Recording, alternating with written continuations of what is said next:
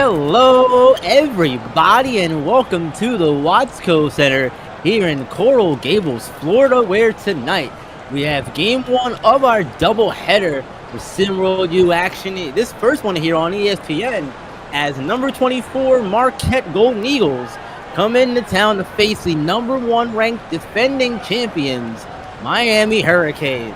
I'm B-Ron. Alongside me is JR Storm, the Cowboy. How you doing, my friend? It's good to be here with you this evening. Yeah, definitely, B-Ron. It's always a fun time with you in the booth, and, just love it down here in Coral Gables, Florida. Just such a nice environment, and, get to see some great basketball tonight. Yeah, we sure are going to get to see some great basketball. The defending Hoops area champions, Miami Hurricanes, coming off of a huge season, 35-3 last season. And they're looking to get their championship repeat season started off on the right foot as they open up home court. Alex Rodriguez takes his first shot as a Golden Eagle, and it falls. It's a three-pointer contested. It does not matter for the sniper from the North SimWorld Prep, coming up to join his former teammate Marcus Li-Fi from Marquette, or from the North on Marquette. Yeah, definitely, B-Ron. And there was some reports as Tennessee gets a nice move there to the bucket, but there were reports in the preseason that Coach Shaka Smart was not necessarily happy with the shot selection Alex Rodriguez was taking. So that is definitely something I think to watch out for as he gets another one to go right there on that layup. Yeah, no fear from A-Rod here to begin this one. The first 5 points of the game all credited to him on their side. And you see the half-court trap, and it pays off there as the wide-open jumper was missed. And A-Rod continuing to work here. The first 7 points go his way, and Marquette have the defending champions not looking very good here. Half-court trap giving them problems early in this one. Another corner three ball. That one falls. Edgar Fernandez getting that one to hit bottom. Edgar Fernandez, one of the returning key players from last season's championship team that led SimWorld U in pretty much every single offensive category you could think of. Yeah, Miami was incredibly dominant last season. Like I said, 35-3, and they only lost a handful. All their losses were by 10 points or less. It's not like you were getting blown out by a lot of teams as the lead is back to 2. And then when they were on the winning side of things, B-Ron, they had, I think, a select few games. They had a select few games as to where their winning margin was under double digits as well. Yeah, they really did. And you know what, J-Rock, this offense from Marquette, they've really come out here and they have put it on Miami in a lot of respects. This is a surprise to me. See the Golden Eagles come and play like this and play this well offensively to begin this game. I did not expect this coming into this game. As Marcus Li-Fi now going to try his luck up and in. Man, oh man, the Golden Eagles are flying high to begin this contest here, J-Rock. 16 minutes, 6:35 left here in the first half of play. And this half-court trap is giving Miami some problems, but that time they make them pay for it as Edgar Fernandez hits another triple. Miami has sort of found a way to beat that half-court trap, but and they keep beating off that, and oh, Lord! They cannot. Alex Rodriguez gets right to the rack and throws it down with one hand, but when you're shading like that, not the most advantageous thing to do. As we'll see, another three as a deep 2 does not fall there. But 16-12 right now, the number 24 team in the nation up on the number 1 team in the nation, and the lead is extended thanks to Marcus Li-Fi.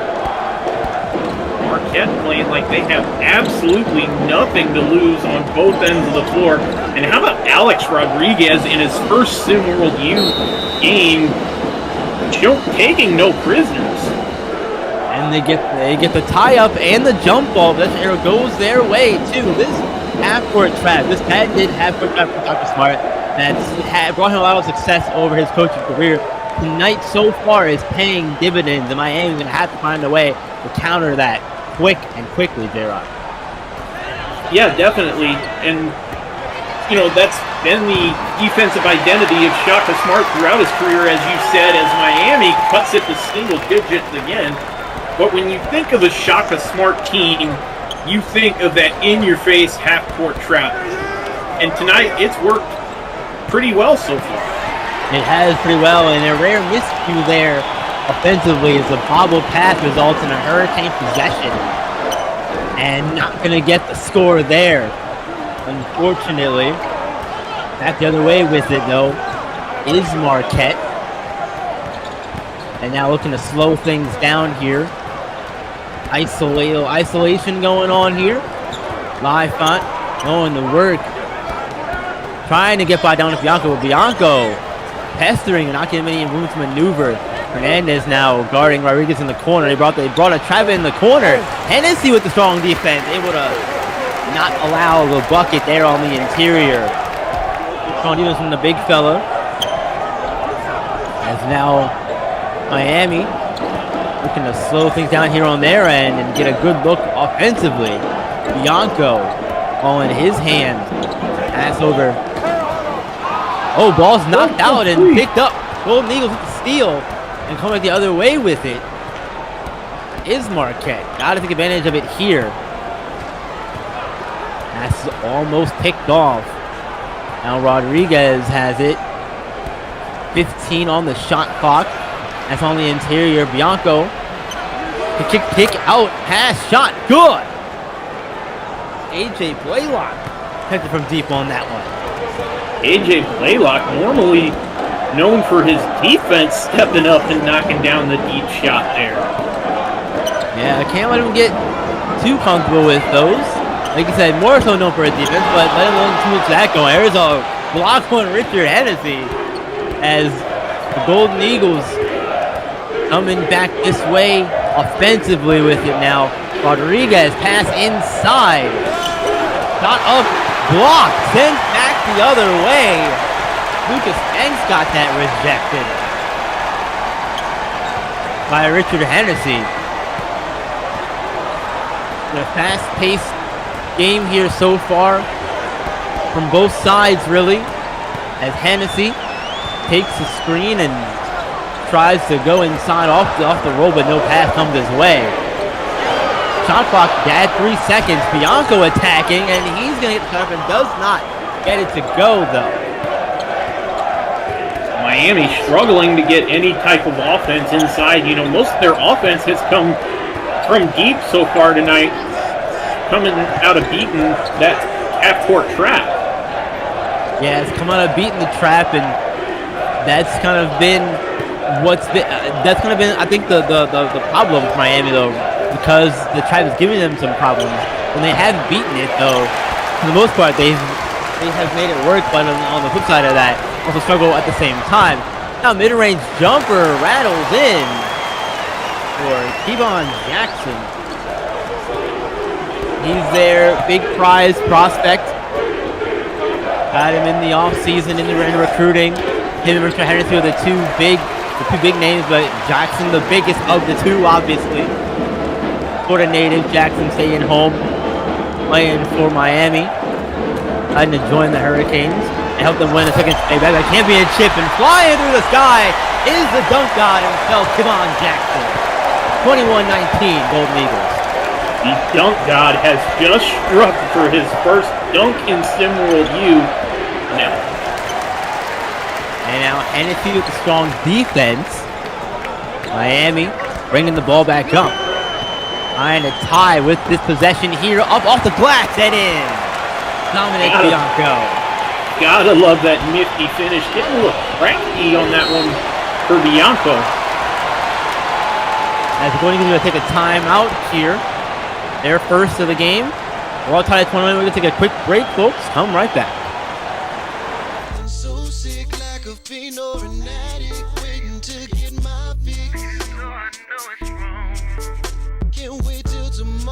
'Cause inside I feel so hollow. I go through withdrawals, hard to swallow when you're gone. Heart made of stone, but you're breaking me down.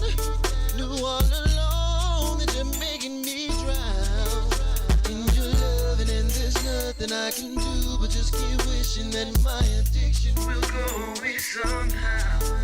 Never knew I could feel the way I do about you, like I'm losing control, and that ain't cool. That ain't cool. You can put me in the see you till the next time I see you. Welcome back, everyone. First half action here. And to start this one, Miami, they've looked good in some spots, but in my opinion, not looking as strong as you would expect from the number one team in the nation against Marquette, who really, for all intents and purposes, sure the number 21 team in the nation there, but they're not on the level of Miami when you think about it. But they're playing like it, for sure. Yeah, Marquette definitely playing solid basketball thus far, looking very efficient on the offensive end, minus a couple turnovers, and Alex Rodriguez really stepping up in his debut as Miami gets another block there. Another block, and there's Bianco attacking and getting the points there, courtesy of the pass from Edgar Fernandez. Miami's first lead of the game.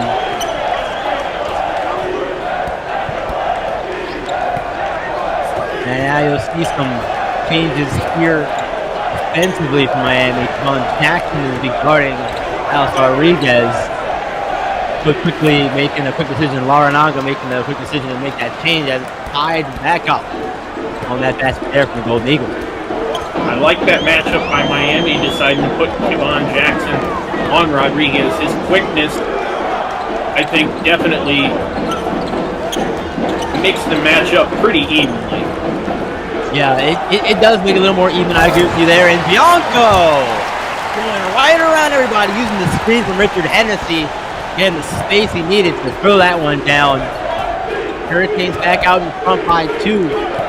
9:55 left here in the first half of play. Here you see they're paying dividends. Rodriguez gets to the rim, can't get the bucket to fall though. Had all the space once he got by Jackson, but couldn't get it. And that one goes off the front of the rim and out of bounds for Eagles to take over possession. Not a big fan of that shot there, right there, as Miami's going to bring in some subs here. And both sides bringing in some subs here, and we're seeing some good defense from a few players. One of them especially, right here you see, that's Jermaine McLemore, the big returning piece on this national championship Hurricanes team. One of the big pieces anyway, but the guy on this Hurricane squad, hands down. Without question, he was their best player last season and one of them statistically, and he's a lottery pick in the upcoming SWBA draft. I think that's definitely a safe bet you can make. Oh yeah, I think it's safe to say he's definitely one of those top picks. It's nice. It's a foul called on him. His first of the day. That's Tyshawn Dice getting his first foul. We'll see some more subs for the Hurricanes. They get more of their second unit in. And coming into the season, C-Rock, for me in this game in particular, one of the questions is, with all the talent Miami has as far as their starters go, how can they all coexist? And with them reloading essentially, they have some big additions, as we mentioned, in Jackson and Richard Hennessy. They have a lot of high expectations around them as Harlan Hoffman gets himself on the board there. And how can Miami really keep everything rolling and make their shot at a repeat possible? Well, the nice thing about, for Jackson and Hennessy coming in is that they don't have, yes, there is pressure and huge expectations, but it's not like they have to step in and be the top two guys right away because of all the talent they have returning. So I think Miami definitely has the ability to rely on, those upperclassmen and returning starters. And nice pass inside there. It looked like it got poked away on my end, but you might have a better angle than I do on that one. 20 now, regardless, points are the same though. 29-23, Hurricanes out in front here. They've gotten the lead and they haven't let it go really since, but way to attack the basket there. From Marquette to continue to cut into this lead and get it back in their favor. See the trap coming again. Miami continuing to notice it and react to it quickly, but the pass is out of it. Had that been the crispiest, but that shot right there from Dominic Bianco was crispy, and it found the bottom of the net there. Miami, even though they struggled to start, you have to say that they have been quickly reacting to the open man. And they didn't make all those open shots to start, but they have been reacting very quickly. Yeah, and that's a good sign. Good sign. Now throwing up a wild Bianco. Throwing it up to Hoffman, who does not miss that opportunity. 33-27. Hurricane out in front. I think some Florida State troopers are going to the bench ready to arrest him on felony charges after that one be on. Man, that was just filthy. Yeah, get him ready. They out here. As Bianco going through the traffic. Not phased at all, doing his best Alex Rodriguez impersonation there. As we saw him go into traffic earlier in the game and score. Bianco doing the same thing right there on that possession. And Marcus Lifeout cutting back door. Easy finish. And that's the thing about Dominic Bianco, D-Ron, is he's just such an all-around guard.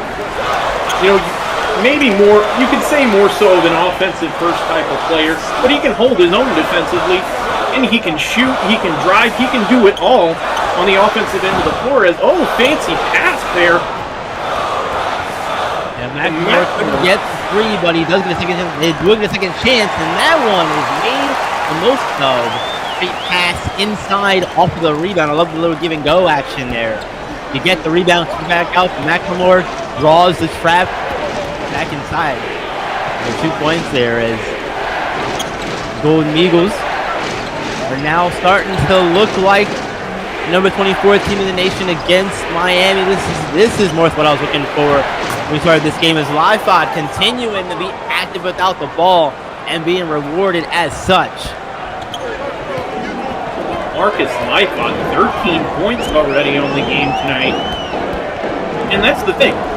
Marquette, I believe they're going to be a dangerous offensive team this season, but to their level of success, I think it will depend on, those key freshmen in Lucas Banks and Alex Rodriguez and how they sort of get acclimated.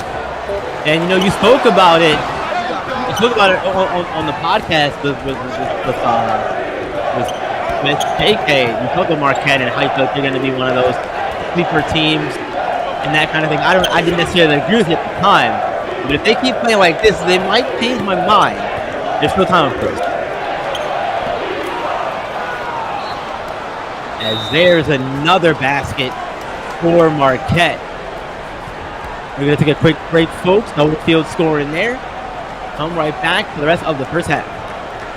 Kyrie Irving, Melo. What's up, Melo? Did you hear what Foot Locker is doing with the Week of Greatness? Dropping the freshest kicks as always. They're doing a lot more than that. Instead of using some big-name athletes and celebrities in the commercials, they're using them to do some good in the world. Are you sure? Yeah, Kyrie is me. Carmelo, of course I'm sure. I need to call Anthony Davis. He's gonna love this.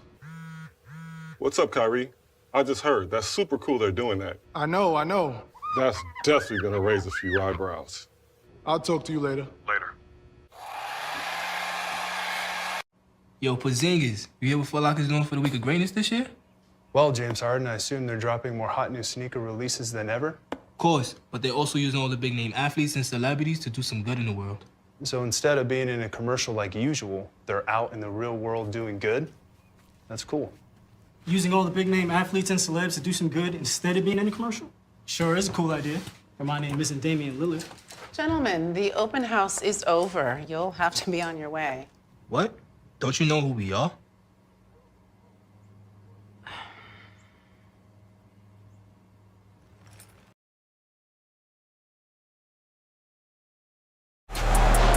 Welcome back, everyone. As a reminder, this is the greatest roleplay experience in the world.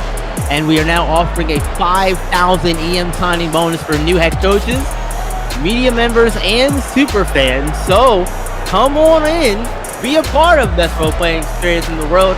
It's SimWorld, and you can do all those things by joining the Discord, discord.gg/SimWorld Hoops. And remember, SimWorld, and if you don't know for that matter, SimWorld is the only place where you can see the game, be the game.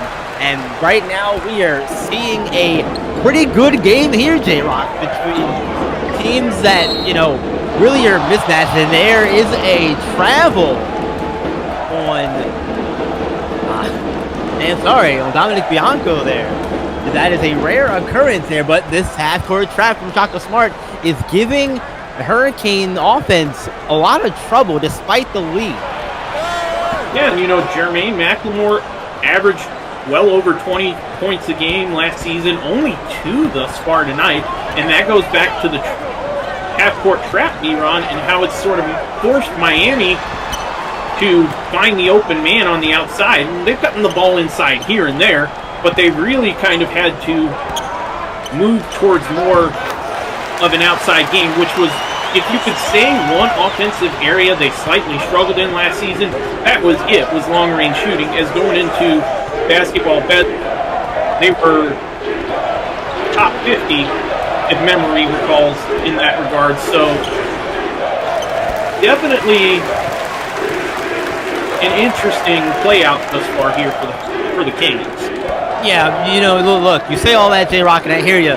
We're talking about a team that averaged triple digits last season per game. That's insane offense. This offense scores again. But this is a team that averaged triple digits per game scoring. So this is an offense that is explosive, but this trap from Shaka Smart that he's going to run all game is going to make it difficult for Miami, and it has made it difficult so far as they score there offensively. And Jermaine McLemore throwing it down with 2 hands. That was an impressive slam and attack in the basket there.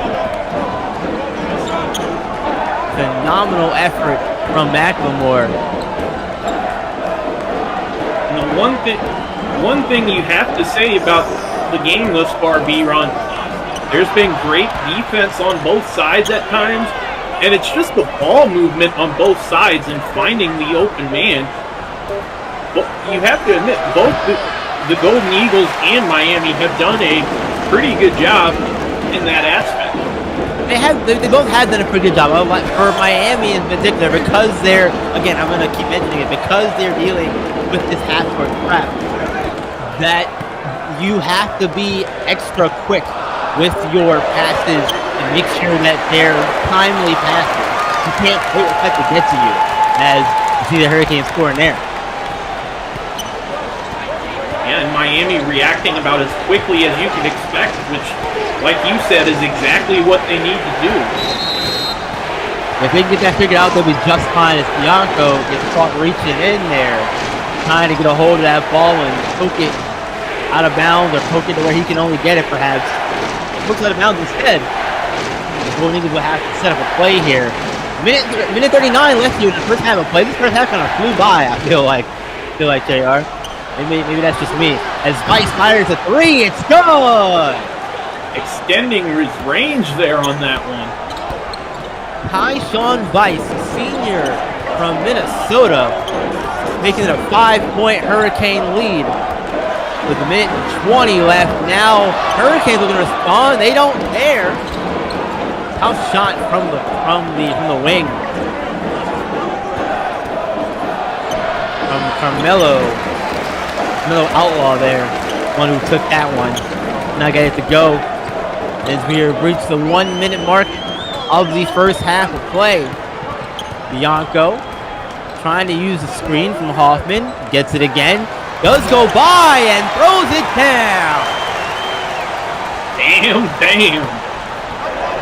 And that's what Bianco does best when he's utilizing his quickness and agility, especially on those screens. If he gets a switch, it's too late. Yeah, cannot give Bianco the second head start as the big feed inside for Marquette, and they get it to go. 5-point game again. Yeah, fantastic ball movement. Great pass inside as well. As shot clock is turned off, 15 seconds left in the first half of play. 3 ball, and that is good. Fantastic shot there to end the first half for Miami on a high note. See if the defensive side of the ball can do it as well. Going to one final shot here. This is going to be a foul on Jermaine McLemore as Marcus Rifle heads to the free throw line for free throws with 1.4 seconds left in the first half of play. Life has been the crucial player for the Golden Eagles in the first half. Over double digits in scoring. He's done a very nice job of attacking the bucket. Yeah, he's done a great job attacking. As he misses the first free throw of the night for him. As we'll see some subs come into the game for Marquette. Just 1.4 seconds left. I just let him play at that point. Pass was over. What do I know? Second free throw here for Live Thought. Missed them both, so the foul there pays off as Miami ends the first half with the lead 50-42. Heading into the locker room, and JR, this has been a first half that started off really rough for Miami, but they got it turned around here at the end. Yeah, their offense starting to come alive, continuing to find the open man and react quickly to switches and finding lanes. Definitely going to need to continue that in the second half. Yeah, the problem is going to be how do you continue to work and beat that half court trap, because we know if it was that intense in the first half, it's going to be more intense in the second half once they really get going into this game. And I feel like Marquette's gonna have a time trying to continue to fight back in this one, but I think they're on the right track. I think they're pretty happy with the first half of play for them in this one. 50-42, Hurricanes out in front. Second half action coming at you. We're gonna take a quick break. We'll come right back here.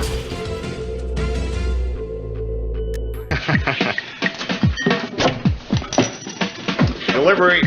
Give me a shot if anybody comes in. You got it.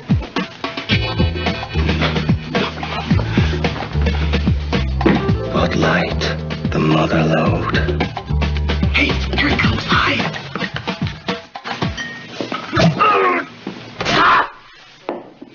Did you hear something? For the great taste that won't fill you up and never lets you down. Bartender, 20 Bud Lights. Oh no! Make it a Bud Light.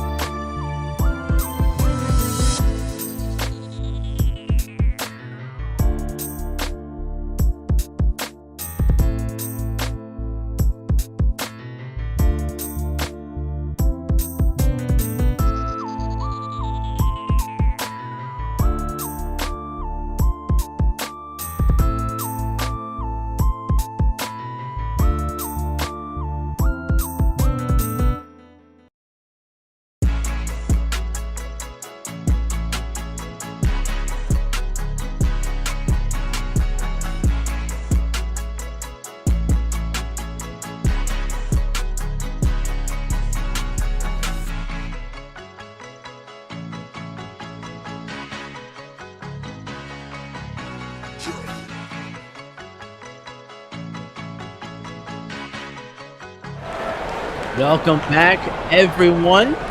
Second half action here. J-Rock, why don't you take a minute and shout out some of our people watching the game here this evening with us? Yeah, definitely.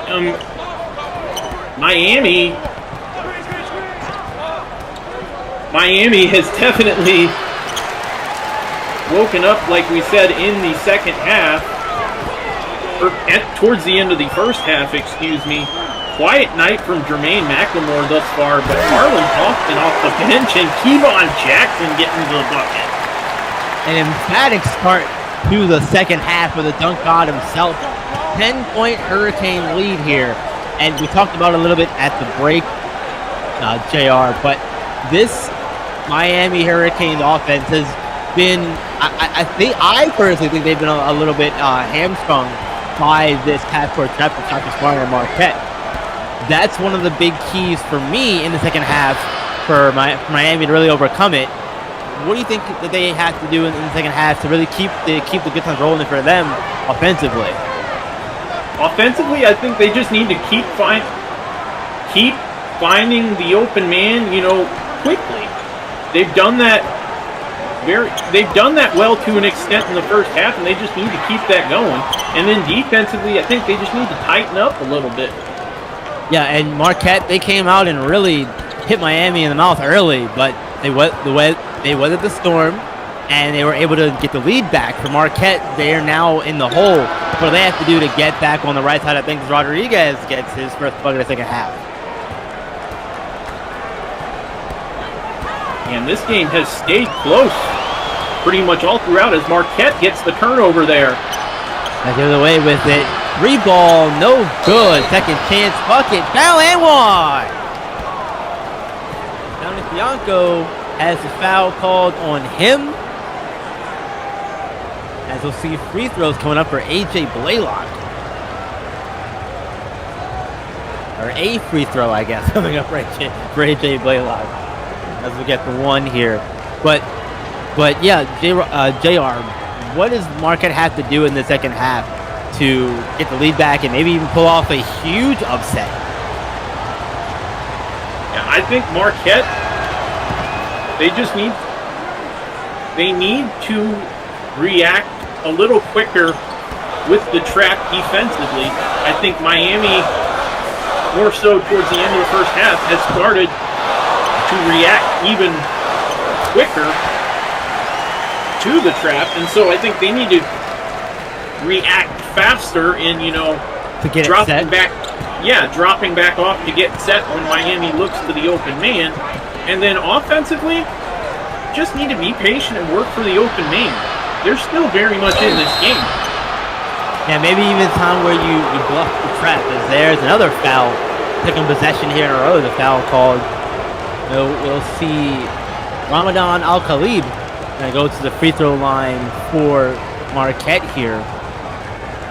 They look to make it at least a 4-point game if you can come away with one free throw here, but you ideally want to make it 3 if you get them both. Yeah, Shaka Smart, as you were talking about the trap defensively, definitely does not like to move away from that. Do not often see him do that really at all. Yeah, and that's fine. If you're going to commit to the trap, you may as well commit all into it. Right. But there's the danger comes when it starts to get broken. And Miami's done it a handful of times, but I've also liked how Marquette's been able to force some difficult passes from the trap as a result too. So in some ways, it's still working as intended. As there's a screen now, Bianco gets the switch. Now McLemore has a smaller defender life out on him. Gets it back out to Bianco in the corner. Ooh, avoid the trap in the corner. Swings it all the way around to the wing for Jackson, who shoots a 3 and does not get it to fall, and they get the rebound to the Golden Eagles. At the other way with they come. If you're McLemore, you have to attack that size advantage down low like this, there. You have to in that situation. Yeah, that's something I'm a little surprised to see him not do more. He hasn't looked like the dominant guy expecting him to be in a game like this and on a smaller defender as well. As Marquette has cut it to a 1-point lead here. That last basket. Here comes the trap. Pass inside. Hernandez off the glass. No good. Second chance opportunity here for the Hurricanes. They kick it back out to Bianco. Gets the screen of Hennessy. Hennessy all the way! Two-hand, powerful slam from the big Richard Hennessy. Former SimWorld Latin America star, showing why he was one of the most coveted big men coming out of SimWorld Prep this past season. Yeah, SimWorld Latin America started his career with SimWorld Oceania for Season 1 of his SimWorld Prep journey. Went to Season 2 and returned home to play for SimWorld Latin America. Long Jackson also a team flipper in SimWorld Prep as well. Bianco scoring once again a loyal member of SimWorld Prep. He played all this time for the Yacht Club in SimWorld Prep. As Rodriguez gets right by Jackson and makes it look easy there on that possession. That's the thing about one of the things you have to like about Rodriguez is he knows when to use his speed. He knows when to turn on the jets, pull a hezzy, and then go just like that there. Yeah, exactly. It's thrilling to see that work out the way it has. Fernandez getting tapped in the corner. It's not where you want that ball to go, especially in a half-court trap. McLemore has, he's getting tapped as well. Shot clock has winding down. It goes up not in time though. So the half-court trap works to perfection on that possession, as head coach Laranaga is not happy with that possession at all. I don't blame him. I wouldn't be either.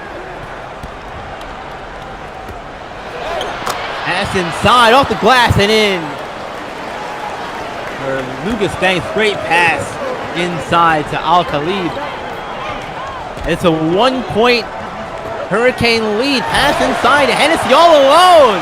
Reverse slam, too easy for the big fella. When you want to open like that, nobody, forget about it. Miami's definitely starting to look for him more down low here in the second half, and that's good to see the young freshman step up like that as Rodriguez knocks down the free throw line pull up there, back to a 1-point game. Rodriguez definitely not been shy on the offensive end tonight. No, and you talk about freshman stepping up. Alex Rodriguez doing his part tonight to keep Marquette competitive in this one. Two ball from Bianco in the corner, no good. Hennessy on the glass, second chance, good. Richard Hennessy, he did not really show a lot of that in Huntington Prep. We saw flashes of it, but he doesn't look as athletic as he really has tonight, in my opinion.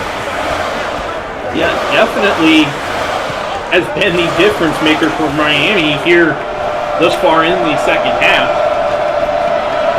Yeah, giving a lot of second chance opportunities and making most of them. Rodriguez getting by and getting to the rim, but beating him there, Richard Hennessy. And Fernandez getting the ball poked away from him. Blaylock on the steal, back the other way with it. He's going to be met by Fernandez as they trade defensive stops there. Very nice. From both sides active defensively as Bianco gives it on the handoff to Jackson. Jackson on the inside, rattles around in it. He got the toilet bowl to flush on that one. Absolutely. Did 12:50 left here in the second half of play. As we are down to 15 seconds here on the shot clock. Golden Eagle offense slowing down here on this possession. Probably a good thing. I think get into your sets here. Now screen. And that is going to be a reach-in foul on Bianco. And the problem with that is the shot clock's going to reset to 14 seconds. It was down to 3.9. And not a smart foul there if you're Miami. Marquette, this could be a chance to sort of swing the momentum back your way if you can get a clutch bucket here. Yeah, he's got a way to do it here. Shot clock down to under 10 seconds here. Rodriguez attacking, getting rejected by Hennessy, but he gets the second chance here. And the shooting foul committed by Kevon Jackson. But for all of that, we're going to get free throws anyway. It's effort and hustle. Yeah, now Rodriguez with the chance to knock it back to a single possession game here. Big free throws here as it gets the first one to go. 4-point lead with the Hurricanes. Rodriguez here can cut it to 3 if he gets this free throw to fall.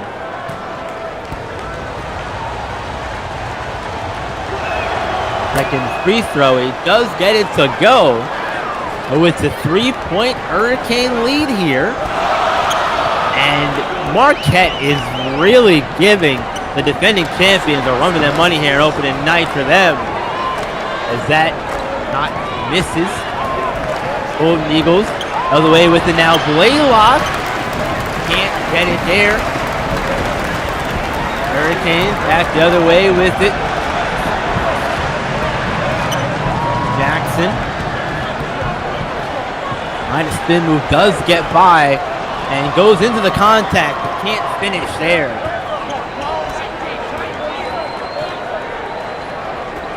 Marquette starting to get a little bit of that momentum, B-Ron. It seems like their way if they can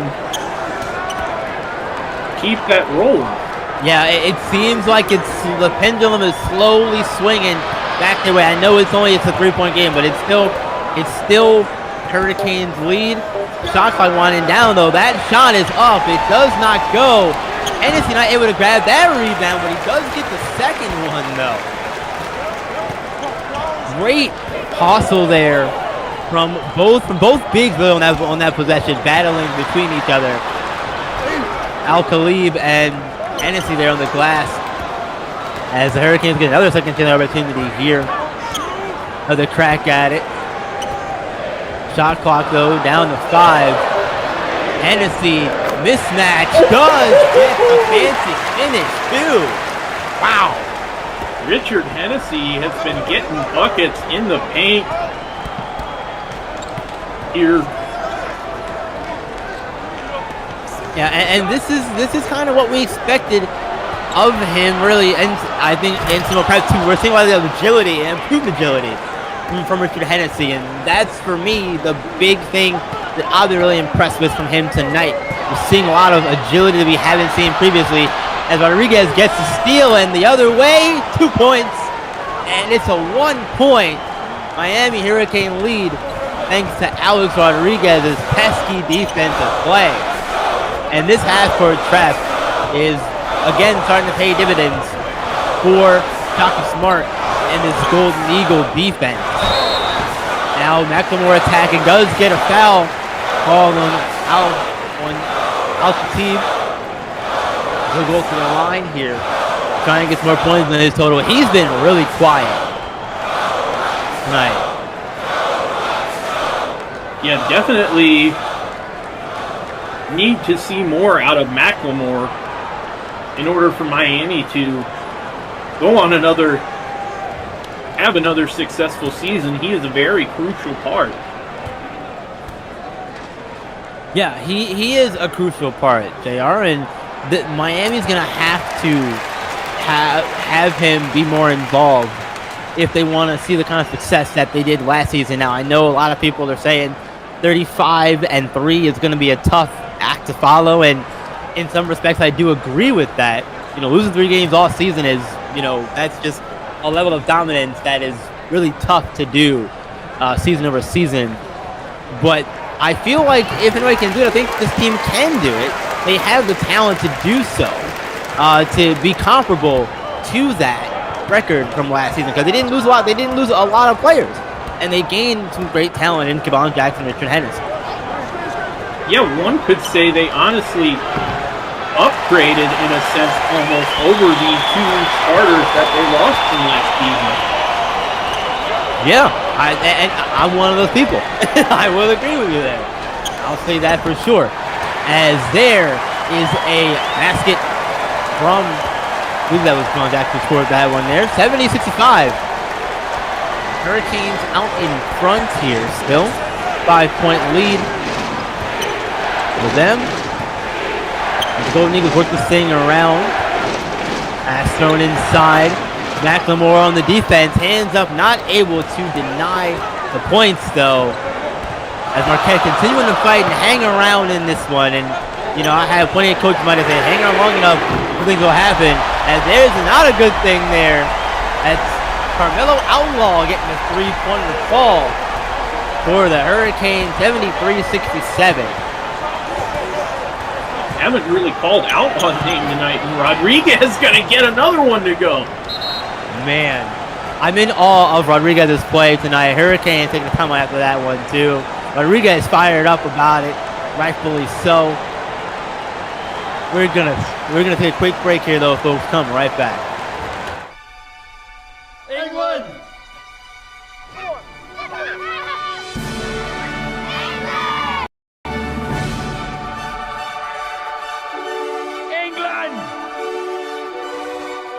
England. Without a doubt. England! England. England. England. England.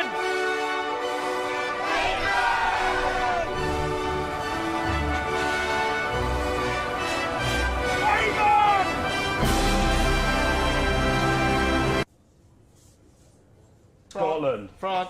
Wales. Wales. It's definitely Wales. Scotland.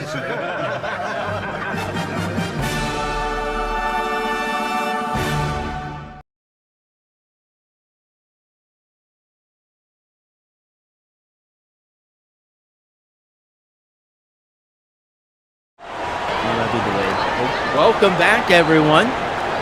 We're getting to the second half of this one. Dominic Bianco's been a big part of this Miami Hurricanes team, and tonight no different, as we're going to spotlight him in this moment. His efforts in this one have been huge for the defending champions in opening night. Yeah, 17 points, 3 boards, and 9 assists. Gets it done in just about every aspect. Really has. Now Hoffman. Pass outside, but back to him on the alley-oop. Outlaw to Hoffman. Hurricanes extending their lead emphatically there as this place is going bananas after that one, and rightfully so. They are. Harlan Hoffman having a nice night off the bench, lead with 12 points after that last alley-oop dunk. Outlaw putting together a nice little game for himself too, as that three-pointer rattles home for Marcus Lightfoot. 3-point lead for the Hurricanes. They bring the trap, but it doesn't matter as Miami counters quickly in response to it. Bianco pass back over to Fernandez, who can't get it to fall there. Miami making the right pass there, just not able to get the shot to fall. Yeah, that's the shot you want too in that spot. Fernandez not able to get it to go. Rodriguez, though, does get it to go. But there's a foul on Lucas Banks off the ball. And Alex Rodriguez, we've talked about him a whole bunch. But Richard Hennessy as well, having some big moments here in this one, especially defensively. You see a big block here from him. Big game for him from the big fella, one of the key freshmen. He's going to check back into the game along with Dunk Document Jackson, Outlaw, and McLemore goes to the bench. How about Alex Rodriguez offensively from Marquette tonight, getting points like Shannon Sharp on a Friday night? He's been absolutely huge in this game. A great pass inside to Hoffman, but Hoffman's going to get that sent back. And the Golden Eagles now have a chance to take the lead for the first time since early in the, well, I guess midway through the first half. They are, see if they can do it here in the possession. Rodriguez going to attack on Hennessy, but Hennessy sends it back. Block for block. Hurricanes coming back on the floor with it. Fernandez using the screen from Hennessy. Gotta get Hennessy the ball. He has Rodriguez on him. They're gonna try the screen again. No, they don't try the screen. They bluff me. Pass inside to Hoffman. Hoffman going up with it. Off the back iron and in. I've really been impressed with the play of Harlan Hoffman. I'll say it again, off the bench tonight. Definitely, at least for opening night, was not expected to have a huge role, but he's definitely stepped up in his sort of spark plug role, as you cannot have that turnover there if you are Marquette. No, definitely can't have that kind of turnover right there, as you'll see McLemore check back in for Hoffman. Wasn't on the bench very long. Just got off the floor, it feels like. But he's back on the floor anyways. They get their starting unit here for possibly the final 6 minutes of this one. I'd expect that anyways. Fernandez, after the half-court trap, does not, he makes it hurt, is what I was trying to say. A little tongue-tied there. 79-74. Hurricanes out in front here with their starters back out on the floor. We'll see how long they can hold the lead and if they can get out of here with the W. As there is a block. Going back and more coming back into the game, making his presence felt immediately on the defensive end. Now Fernandez over to Bianco. Back to McLemore now. Working ISO here. Trying to find a way to get space. He does get a shot up off the rim. Layup good. Jermaine McLemore starting to come alive a little bit here in the last couple of minutes. And they're going to need it for this last 5 minutes, JR. I feel like with the way this game is going, definitely going to need a lot from him. This is where you want to get your star players involved, and no all-star is figure on this team. Benjamin McLemore, great pass inside. Get Marquette more points and cut into this lead some more.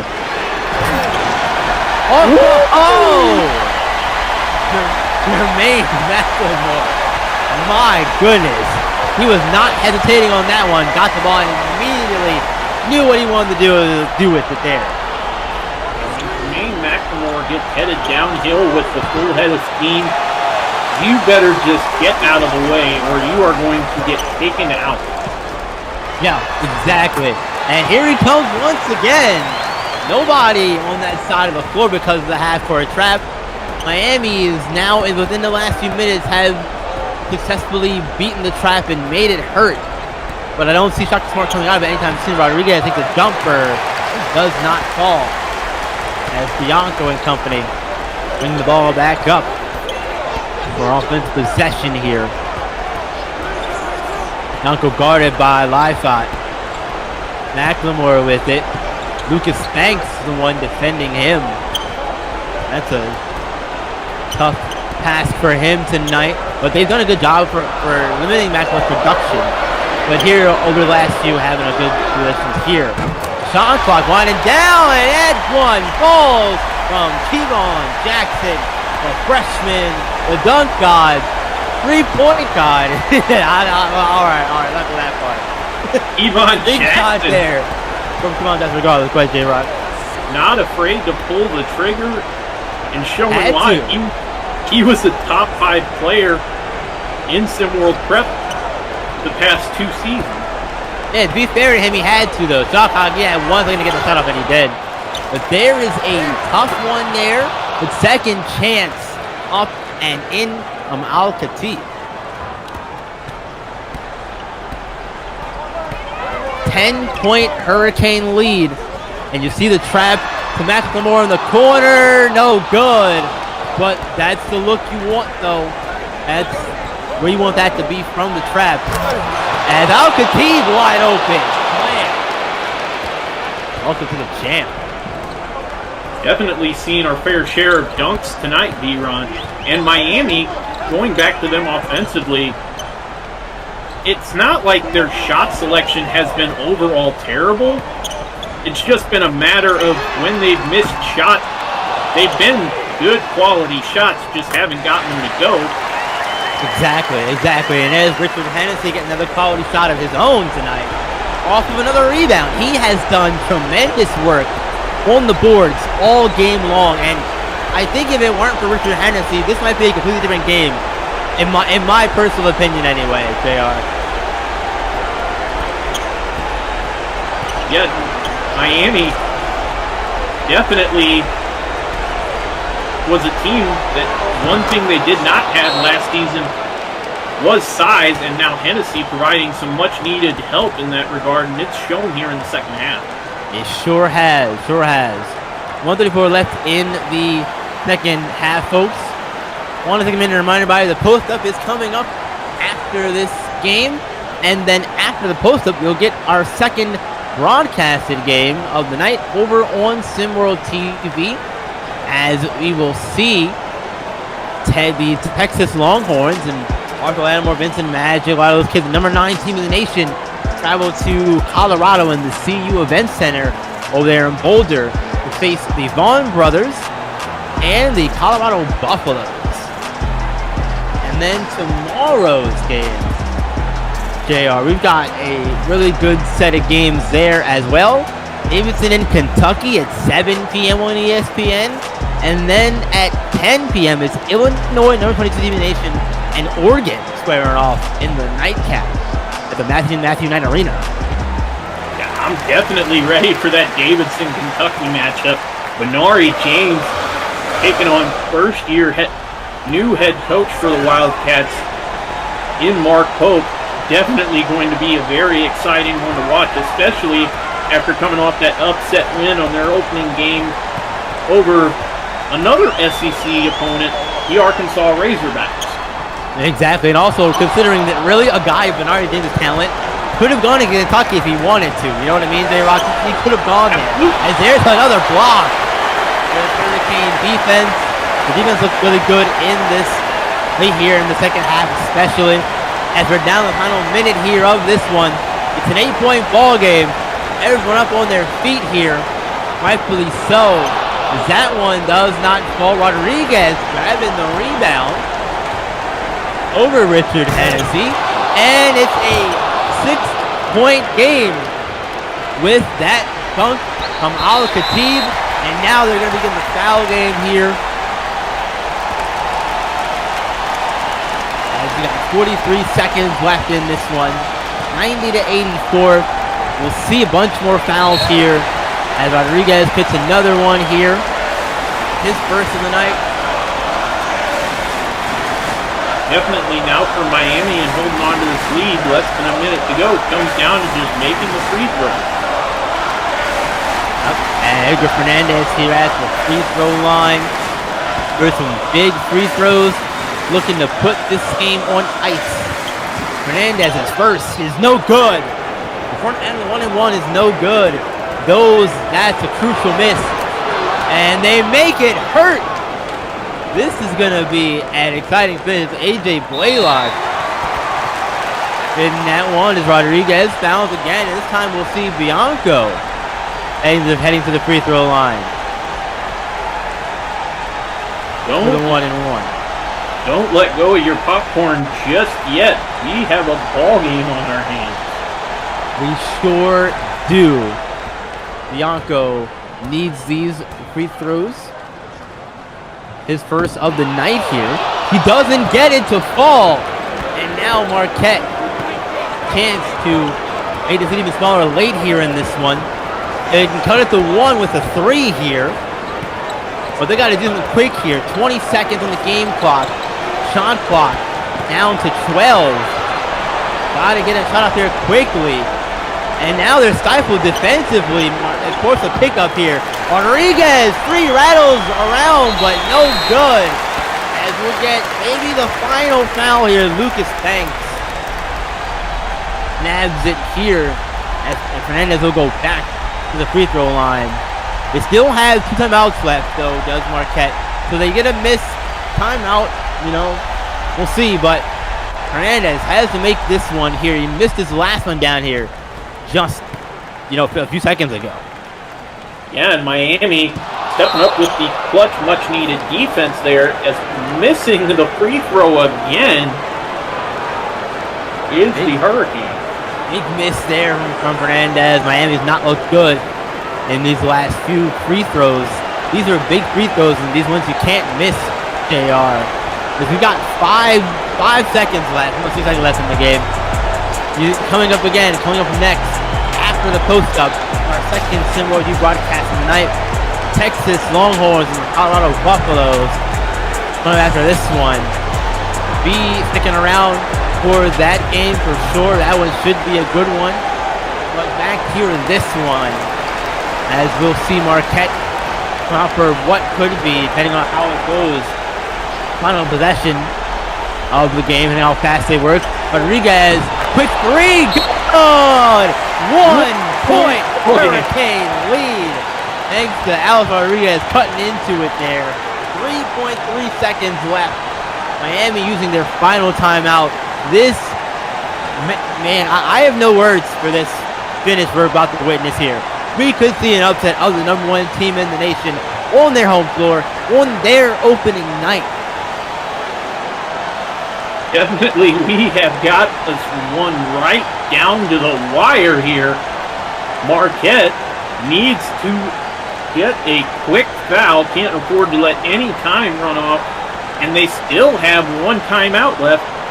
So they need a foul, a board, and a timeout. And we just might have an upset.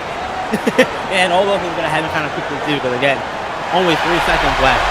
So they'll get the foul here on the inbound, which they will. There's the foul. Rodriguez is third. Hernandez got the 3-line, and look, this is what you want here, Marquette. You got the right guy at the line here. He's missed the last 2 attempts here he's had. Now his 3rd chance at it. Edgar Fernandez. Gotta get this one here if you are Hernandez. And he doesn't get it. 3rd time is not the charm. Unbelievable. As we're going to take a quick break here before the finals. A few seconds of this one, folks. Come right back.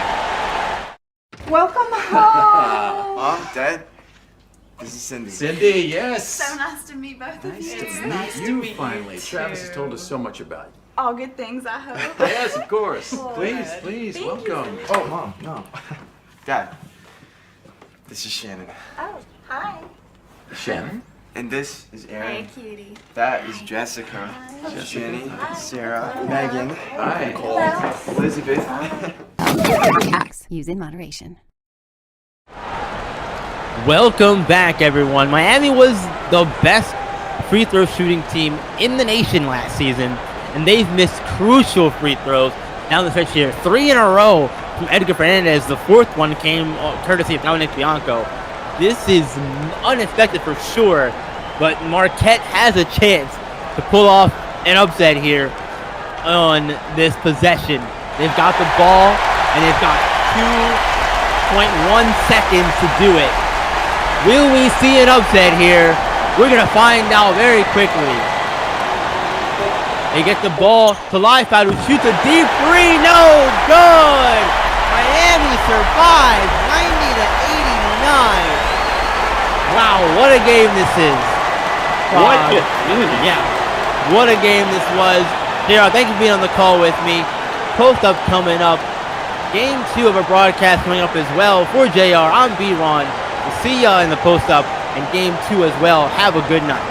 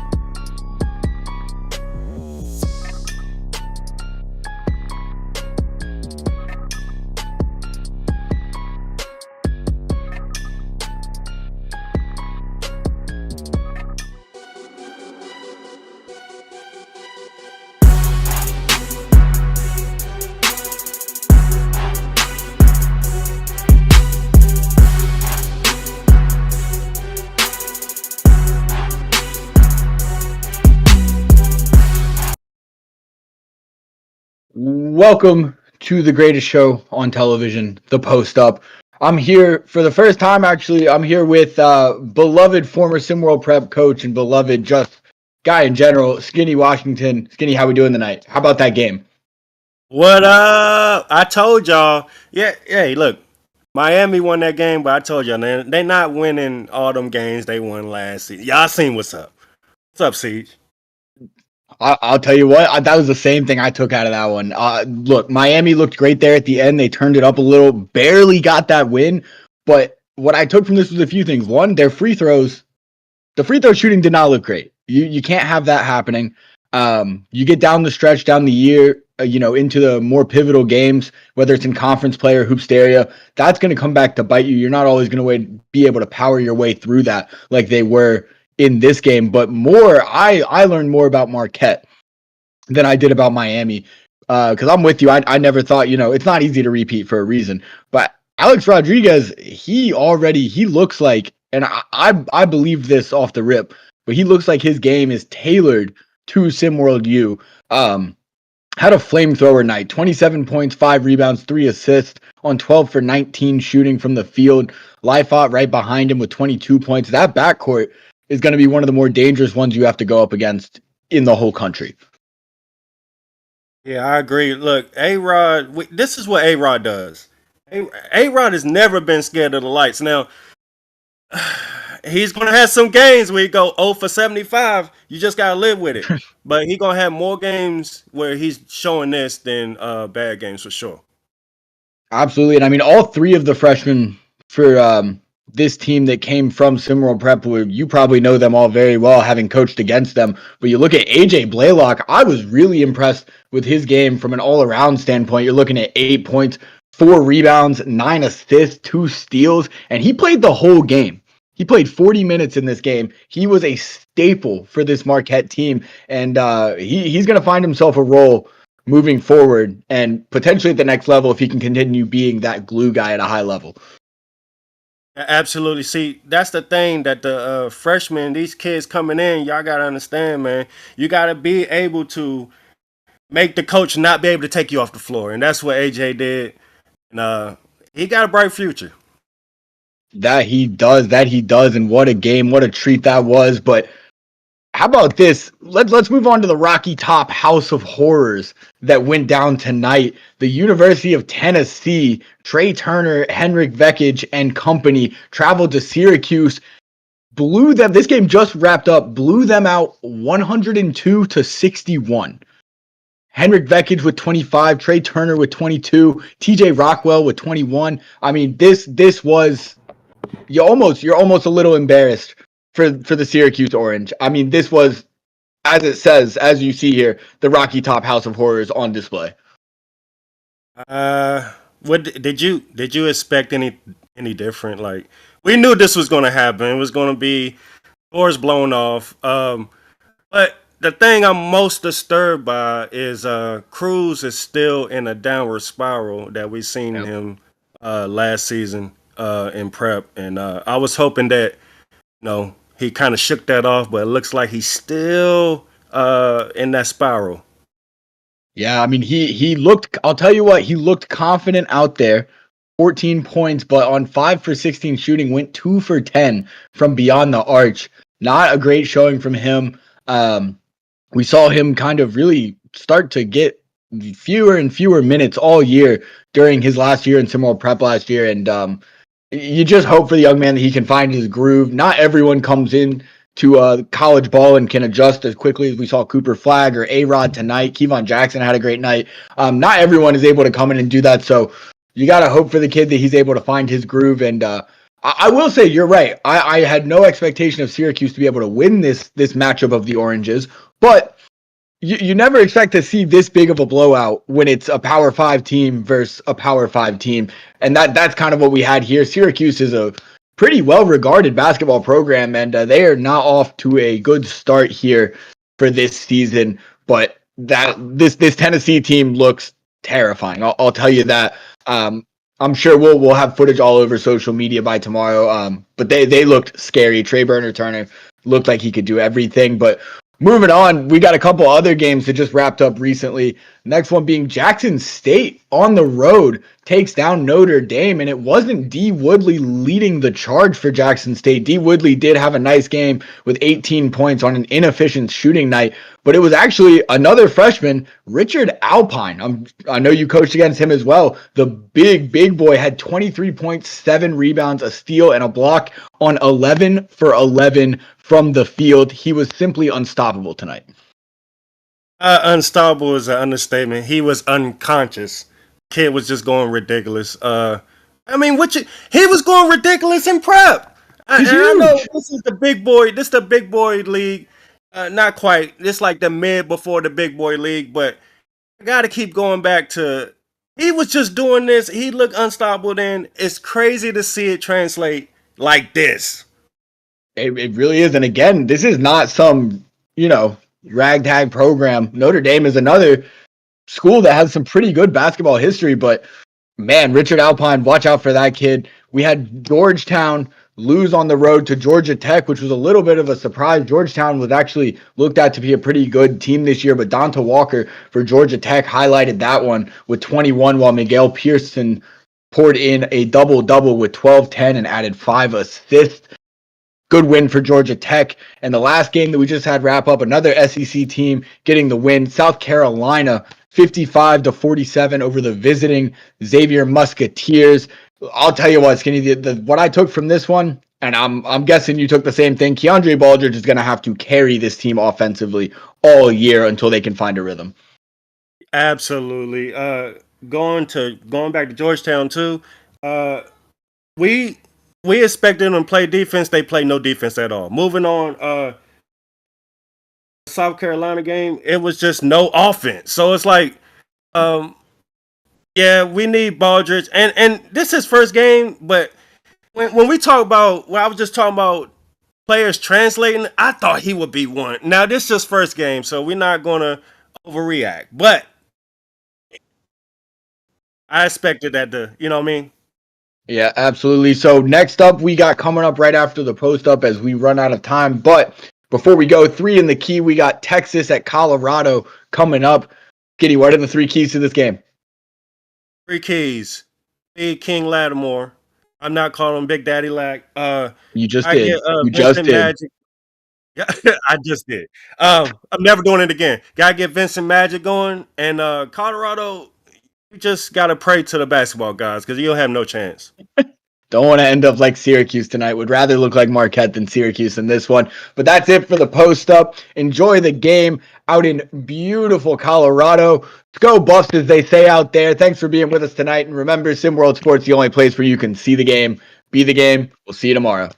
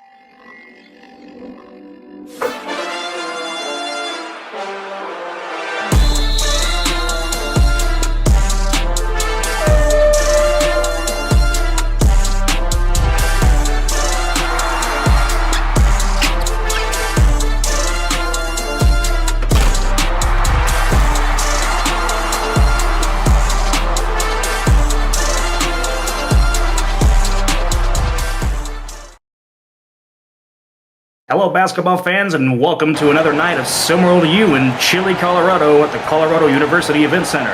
I'm Tim Stevens, joined here in the booth by my esteemed colleague, Jason Kendall. How's it going, Jason? It's great to be here, Tim. I'm very excited to kind of call a game between two teams that are really trying to get to that upper echelon level of the SimWorld U level. I think both teams here have a lot to prove. And Jason, we're looking here at an early season matchup.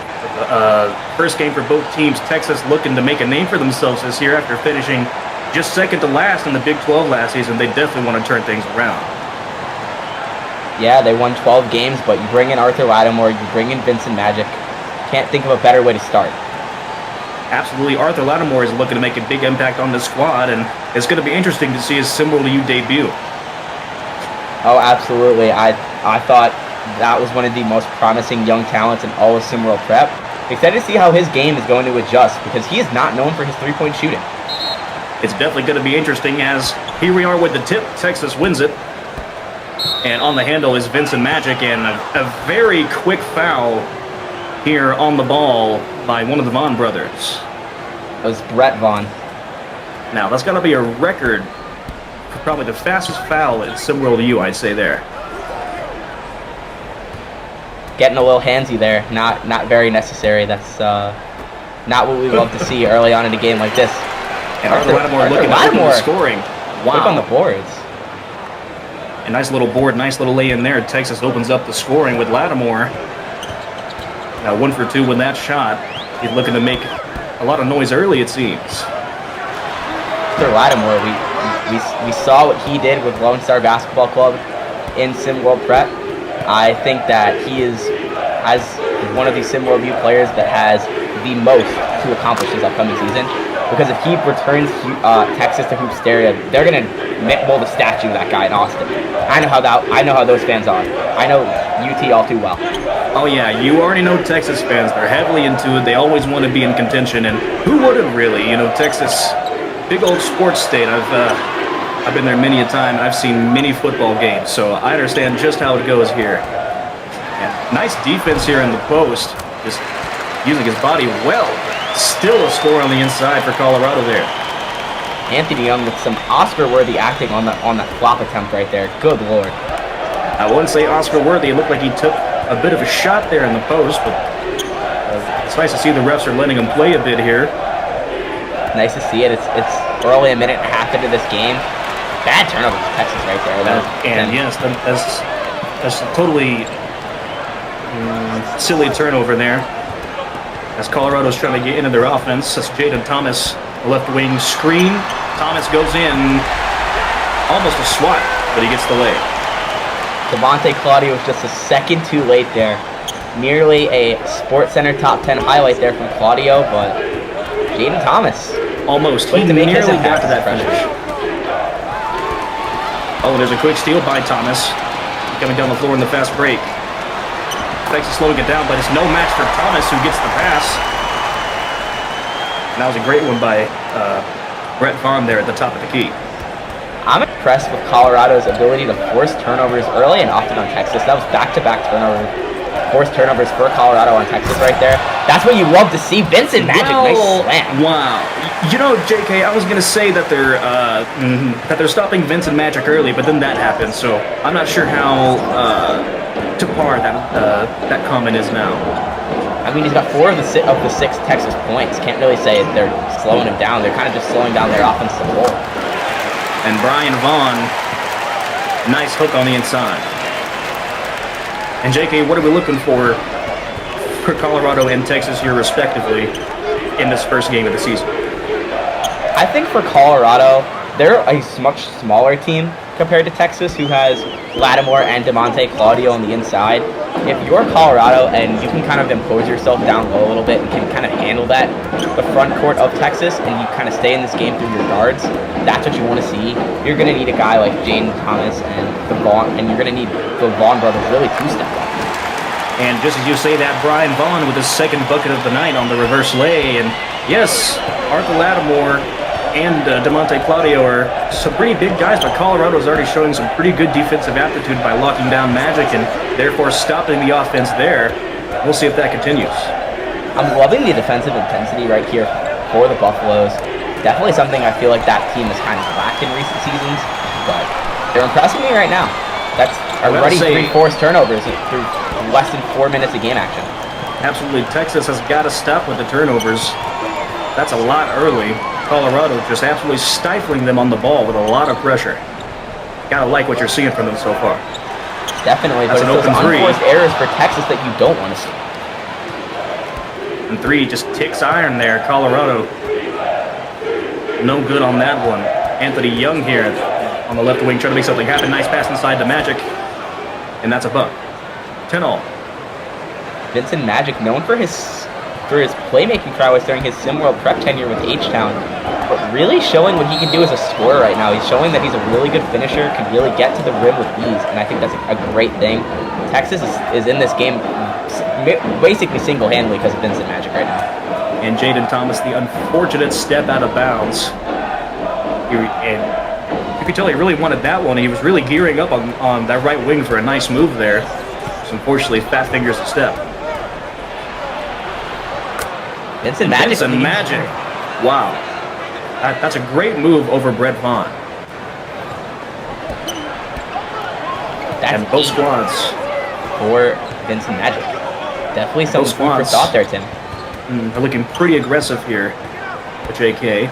Both defenses trying to step up to the plate, stifle any early offense that any squad can muster here. This is a stifling defensive matchup. I'm definitely impressed. Texas finally gets one to go their way. They've been turning the ball over so much. Finally managed to force one of their own. And nice stop to the fast break there by the Colorado defense. Open 3, and that's good. That's a 3-pointer straight from Lionel Burgos of Texas. That's his first bucket of the night. Between Burgos and Anthony Young, the 3-point shooting strength of that duo is going to be a lot for Colorado to handle. Texas is a bigger lineup.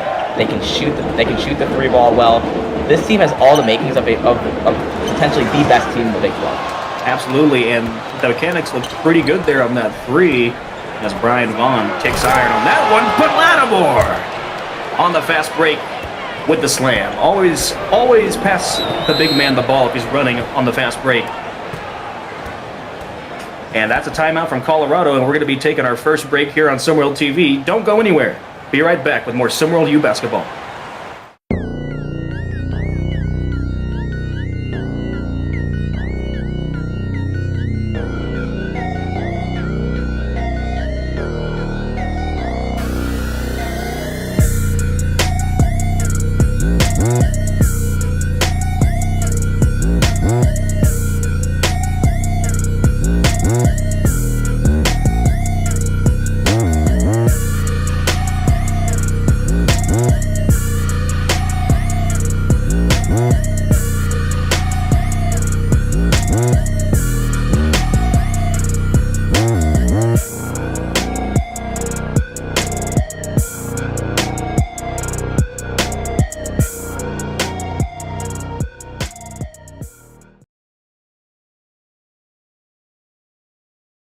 Car's all yours. Thanks. Cars.com's expert reviews made it easy, but... Shouldn't there be more back and forth? You missed the drama, right? Yeah.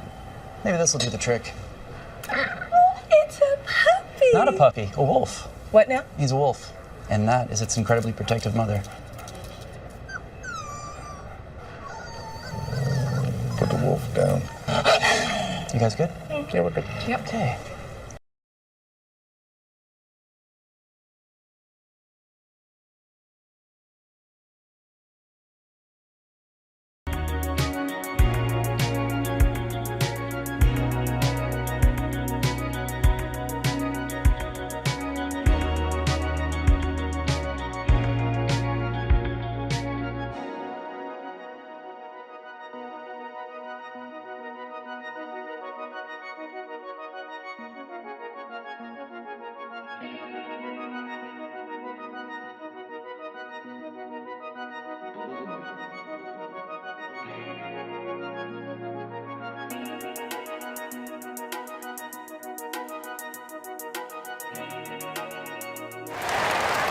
All right, welcome back to the broadcast. Colorado with their first timeout there. They trailed quite a bit here, about 7 points as Texas is off to a nice offensive start. Both defenses are on early, but Texas is starting to pull away just a little bit here. Texas is pulling away because Colorado, they were forcing turnovers, but now Texas is kind of scoring more at will.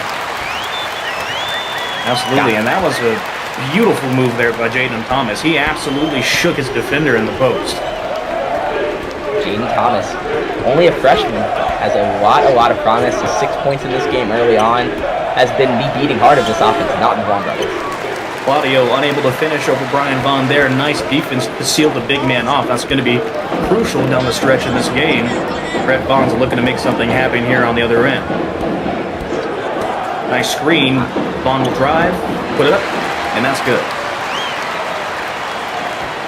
These Vaughn brothers playing together again. I got to talk to Brian Vaughn about it, and he gave such interesting clarity on the situation there. He mentioned not many people really get to have this experience, so he said being able to share that with my brother is something that he said something we're really looking forward to.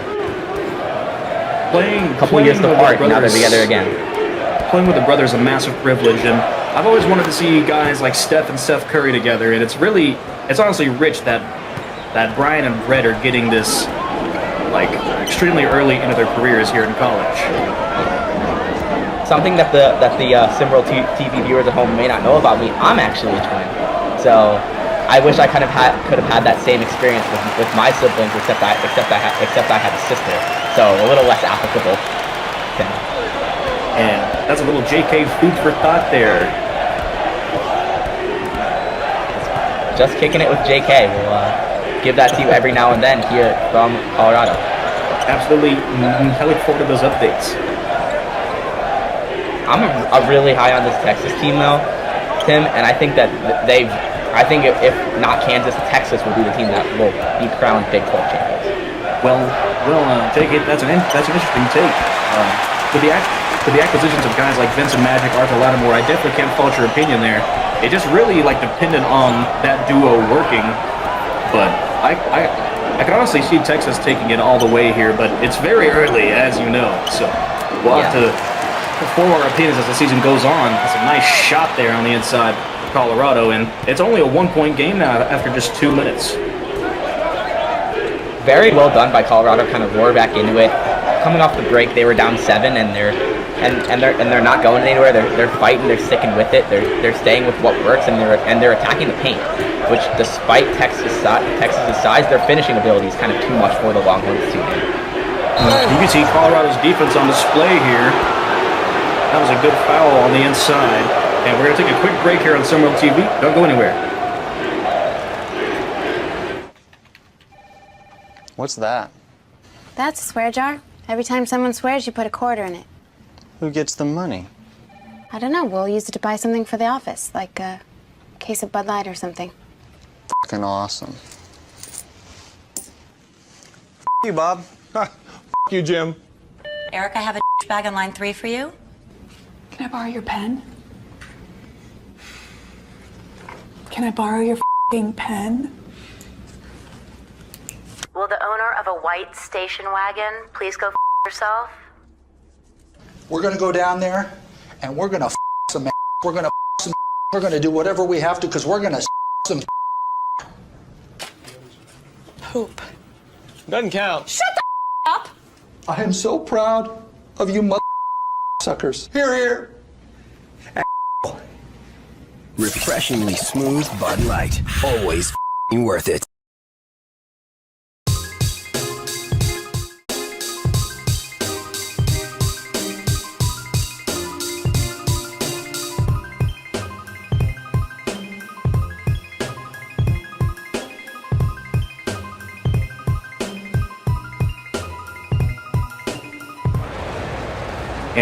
And here we are back here at the Colorado University Event Center after a short break here on SimWorld TV. Texas 19, Colorado 18, Meade with the foul, and it sends Anthony Young to the line to shoot 2. Anthony Young, such an important part of this Longhorn squad. He's kind of been that mentor to Vincent Magic. Vincent Magic, I got to ask him about Anthony Young's impact on his development earlier, and he said that Anthony Young's been great to be around. He's helped a lot in that transition, but we're kind of just ready to suit up and get it rolling. And Texas has certainly done that early on. Anthony Young and Vincent Magic is one of the more underrated backcourts in SimWorld U, and I'm excited to see how they continue to grow with Vincent Magic only playing his first SimWorld U game tonight. Absolutely. I've noticed something about Magic tonight. The defense from Colorado has been great. I've seen him pick up the ball a lot more than we ever really have, really. They're really focusing on him, trying to take him out the game to lessen Texas's offensive output. As you already know, he was known as the magician in SimWorld Prep for his assists. Very fitting last name, I would say, Tim. Got a guy called Vincent Magic, and he's magical with the ball in his hands. Feels a little bit like Kismet. Absolutely, it's a little bit like Destiny here, I'd say. I think Vincent Magic is one of the most fun incoming freshmen to the SimWorld U class. The way he can distribute the basketball. What's that? That's a swear jar. Every time someone swears, you put a quarter in it. Who gets the money? And here we are, Texas sauntering down the court. Vincent Magic looking to make it happen. As Arthur Lattimore passing it around here. We got Lionel Burgos on the right wing. Aaron pass inside. Gets saved. Arthur Lattimore been a little bit quiet early on in this game. And you really see Vincent Magic stepping up as that top scoring option for the Longhorns. Wow, and the unorthodox jump shot from Anthony Young leads to a 3 off the left wing. One of the shooters in SimWorld U, though, don't forget that. Maybe an unorthodox jumper, but it goes in. Hey, if it's not broken, there's no need to change it. Have you seen Tyrese Halliburton, guys like Sean Marion? Come on now. Like J.K. Candell, some of the brokest jumpers I know. Absolutely, Jason. As there's Lattimore. There he is, slamming it down. Arthur Lattimore, there's that athleticism. You gotta love it as Colorado calls another timeout. Their heads probably all shaken up from that massive slam on the rim there.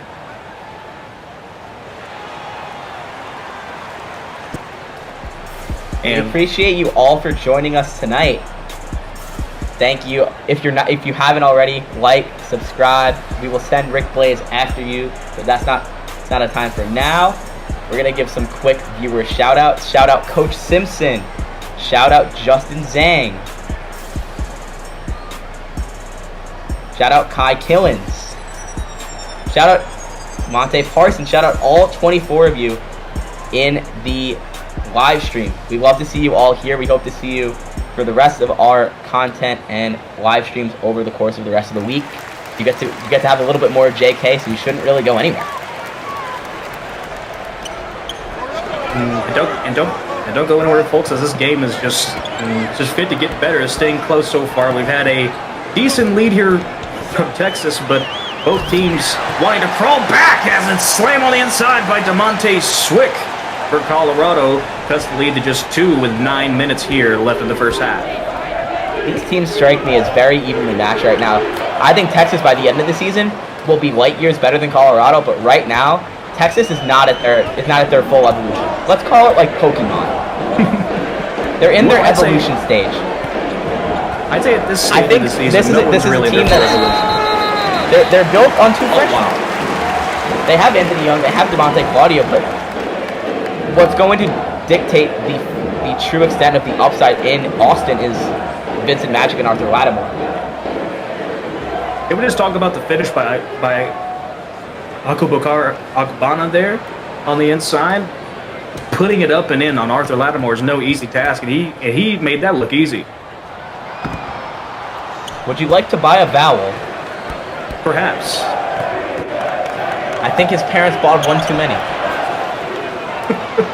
That might be the case, Jason, as Texas is showing no signs of slowing down. Phoenix Wyatt running straight across the court and putting that one in. Colorado with the shot from the mid-range, that's no good. That's Chris Yardley on the rebound, the former Lone Star basketball player, as Vincent Magic slams it in. And Texas offense flowing here early. And Magic looks visibly excited. He is beaming he's been ready to get on the court all offseason, and you can tell. He is living to the lofty expectations set for him, and this is only the start. And Jason, this has got to be a crazy feeling for Vincent Magic. Just his first college game, we saw what he did in prep, and we can just tell that he's excited. He's very jumpy, very wired, just ready to get this going, and it's very apparent so far here tonight. That'll be Texas ball after a little skirmish in the corner there. Can you blame him? He's a freshman playing his first ever college action. Yeah, you're gonna have some jitters a little bit. Definitely been some jitters on my end. Haven't been in the booth in a couple of months since the SimWorld prep season ended. So it's kind of just nice to be back. I'm sure there's jitters for all of us involved. So we just got to remember we're doing what we're set out to do. I feel you on that, and being teammates with Arthur Lattimore has got to be a luxury. He shall not be named, puts it up, and he's fouled by Cam Astro. Arthur Lattimore looking a little interesting so far here tonight. Not too aggressive, but in what we have seen from him, he's looked pretty good. You know, rocking the no headband look for his first game here in Texas. We've seen a lot from him on the prep level. I'm really excited to see what he does here in SimWorld U. Oh, I really thought the headband was the source of his powers. So maybe that answers a couple of my questions. I'm not gonna lie, I think it supplied him with quite a bit of drip. I'm a little sad to see it gone, but hey, to each his own, I suppose. Yeah.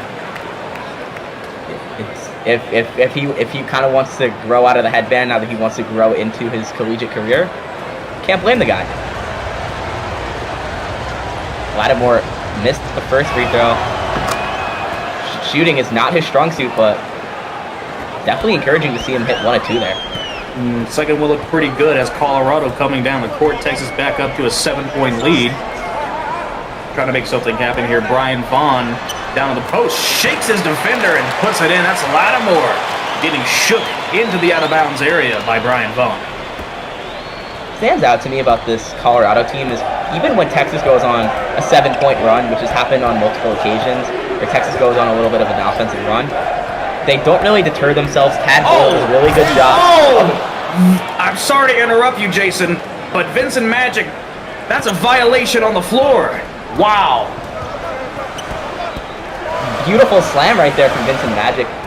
But as I was saying, Tad Boyle does a really good job of keeping his team mentally in check in a moment like that. He doesn't make sure they don't deter themselves in those difficult moments, and they always manage to call themselves back. Whether it's forcing a turnover, hitting a big shot, you can never really count out this Buffaloes team.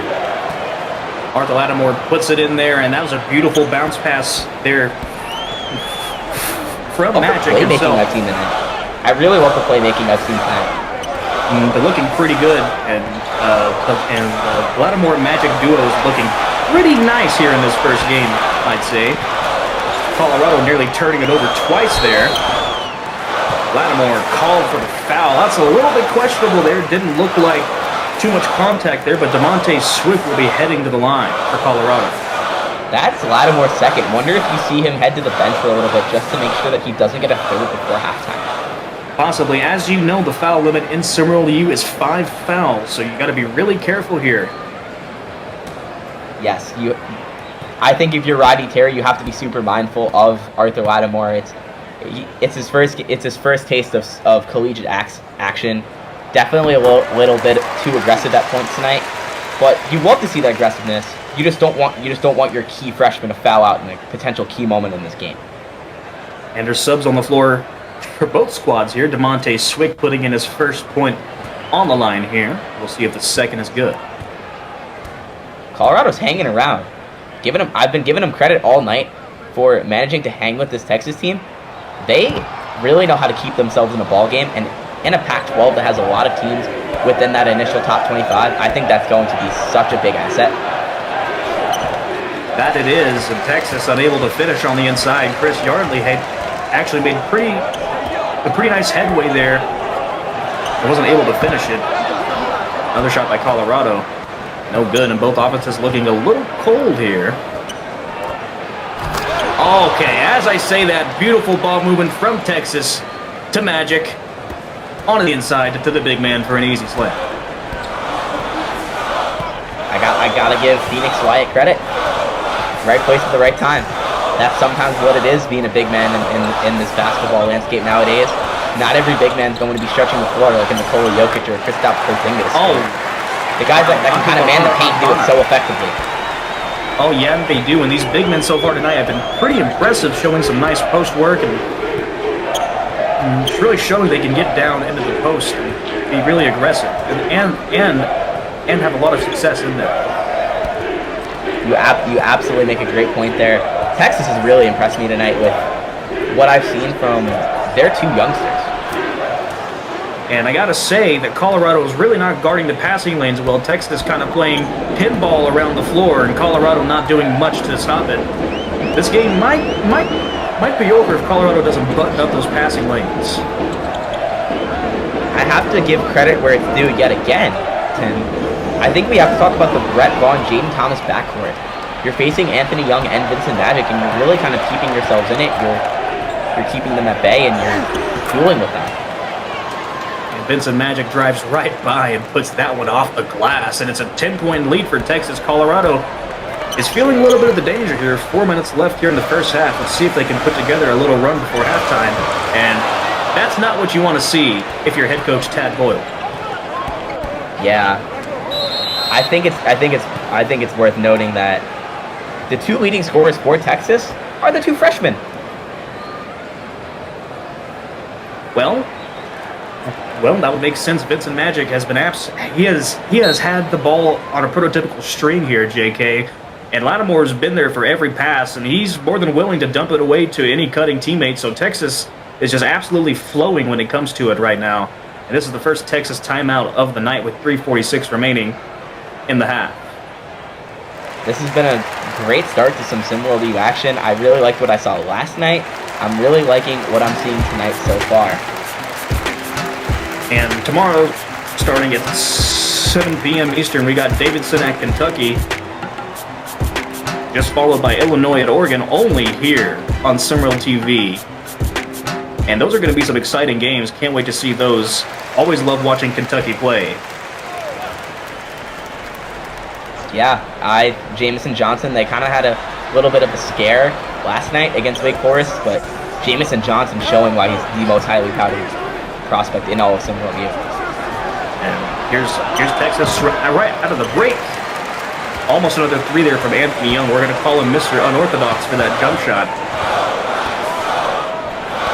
I kind of want to call him Sean Marion, because Sean Marion played for the Mavericks for a long while of his career. I guess maybe it's a Texas thing. Nice. Everything's bigger in Texas. Everything's bigger in Texas. Wonder if that is very true. The weird shooting mechanics. It's true, Jason. Have you ever been to Whataburger? I have not. The one thing I want to try in Texas that I have not been able to is Whataburger. I'm gonna need our couple guys on our production team. I know that Yells is a Texas guy, so I'm gonna need him to let me know what to get at Whataburger next time I'm out there. And Arthur Lattimore hooks it in. Back to a 10-point lead. Texas as Colorado trying to make something happen in terms of rhythm and flow here. But Timmy really made me hungry with that last one, by the way. I'm sorry about that. In fact, I'm thinking of a patty melt right now. A patty melt Whatameal. That'd be nice. I could go for some In-N-Out burger right now. That's really speaking my language. I gotta say, I've never tried it. It's incredible. You're missing out. Gotta get a double-double and the animal-style fries. Double-double and the animal-style fries. Interesting.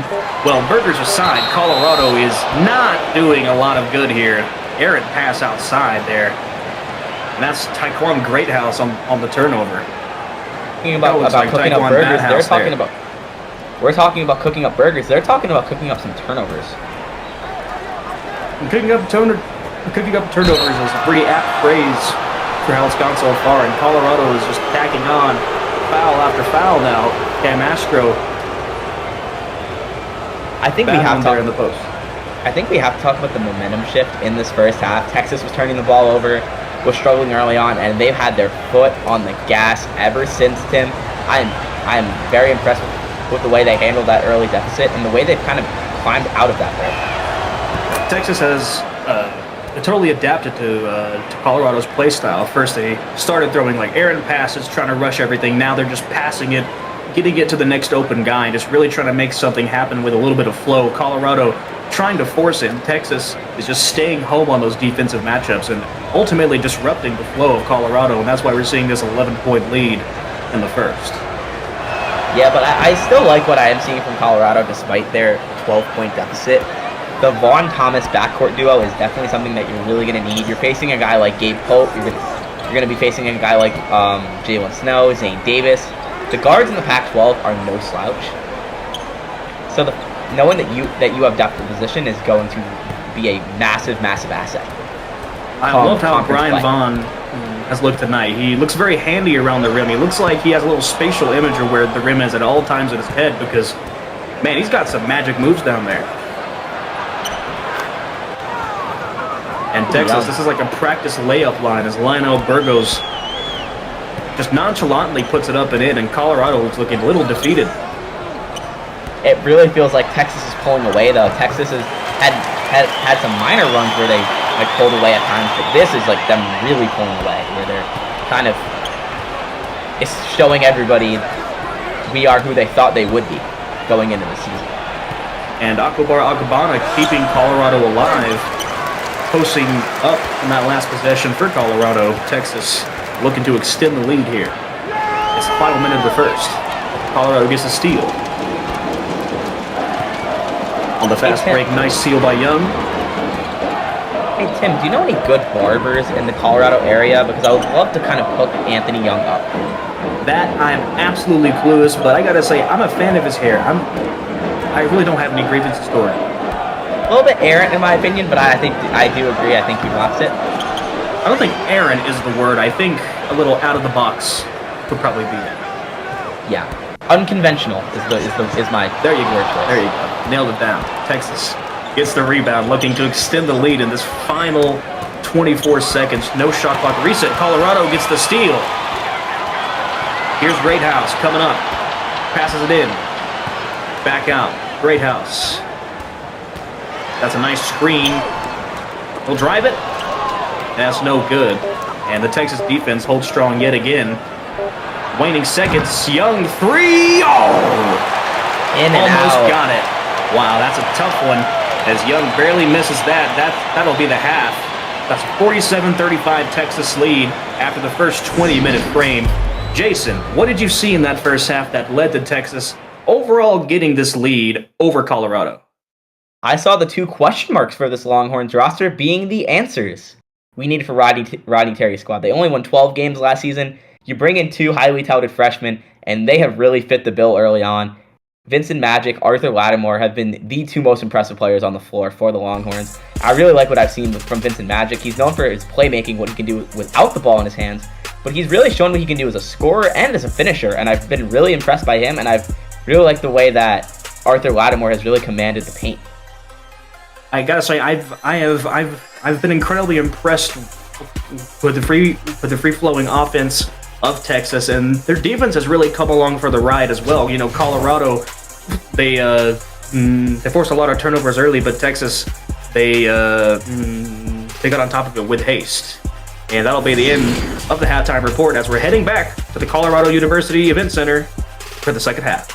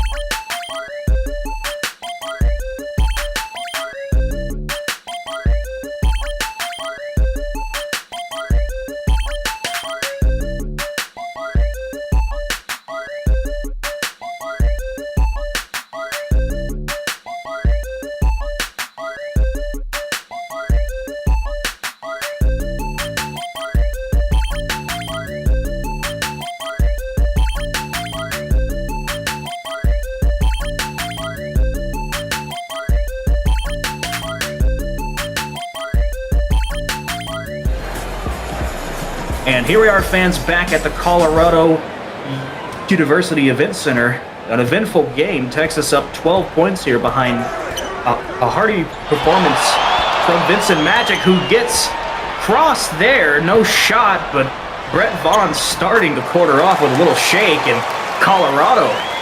Nice little momentum to start this quarter, JK. Definitely big for Colorado. They were playing through their bigs a lot in that first half, which doesn't really make sense when Texas has a lot more size than you. DeMonte Claudio is 7'2", Arthur Lattimore 6'9". Meanwhile, Colorado's tallest player, Brian Vaughn, is 6'9". Like, it feels like you should probably play a little bit more through J.D. Thomas, a little bit more through Brett Vaughn, because those are the guards that produce for you when you actually gave them the opportunity. And viewers understand this is no shade at Brian Vaughn, who puts that one in, as he's been absolutely electric tonight. Now with 12, he had 10 in that first half, and an indelible bright spot on that Colorado squad in the first half. Been little to be excited about. You see this stadium rocking, full of Buffalo fans, and I don't think they had very much to be excited about right now. Excited Brian Vaughn. I'm not gonna lie, I am a little worried about Arthur Lattimore's hands. He's kind of pulled the string short on a few passes and kind of missed a few catches. He looks a little off, but still productive. Wow, slam for Brian Vaughn, and he is on a roll here to start the second half. Brian Vaughn, 14 points in this game now, kind of helping them roar back into it, but I still think they should kind of run through their guards a little bit more. And JK, if you hear that, the Colorado crowd coming to life. Of course, bad shot, but it's good for DeMonte Claudio. That's that 7-2 frame in action there. Colorado bringing it down. The Texas lead is down to 8 from 12. We'll see what Colorado does about that. 3 is good from Daryl Kreider. Huge. Cutting into that deficit to 5. They were down 12 at halftime. Gotta give the Buffaloes credit. I gave Tad Boyle credit for his ability to help this team get themselves out of hole in the first half, and I'm going to keep tuning that horn because it's been impressive. It's been the most impressive aspect out of everything Colorado's done tonight. And there's been a definite change in scheme between halves as Colorado is doing an offensive avalanche upon Texas right now. That's Brett Vaughn getting in on the action. The Vaughn brothers opening up the second half with a lot of scoring. Vincent Magic trying to stop the bleeding, and that's no good. Colorado's forcing Texas into some really bad possessions here. I gotta give this place credit because I'm not particularly seasoned on Mountain Region basketball, but these fans know how to get loud. That they do, and Arthur Lattimore got his hands on that one, stopping Vaughn. Had to stop the bleeding somehow. Now, I'm not worried about Arthur Lattimore. You keep saying you're worried about his hands. It is his first career game. Yeah, you're going to see some concerns, but they're growing pains. He's got 2 full seasons to work on. Absolutely, that is correct. I was just seeing what I saw in front of me. JK, simple. That's a timeout there. Like Colorado has been very offensively sound so far this half, and Texas has just got to start catching up, or else it's going to get out of hand for them. I'm not worried about Texas. They started slow in the first half. They're starting slow in the second half. I think that they're objectively the better team, and better teams find ways to win. I genuinely can't wait to see how this one shakes out, JK. It's going to be a fun second half, especially if Brian Vaughn continues the heater that he's been on. I would love to see a little more of Lionel Burgos, maybe a little bit of Junior Espinoza action for Texas. Those are 2 guys that I really want to do well on this squad. Definitely.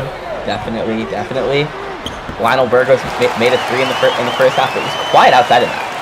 And the Vaughn brothers show is still in town as Brett easily goes through the Texas defense to put that one up, and in Texas a little bit in the danger zone here as Claudio breaks free. I think it's illegal that a 7'2" guy moves like that.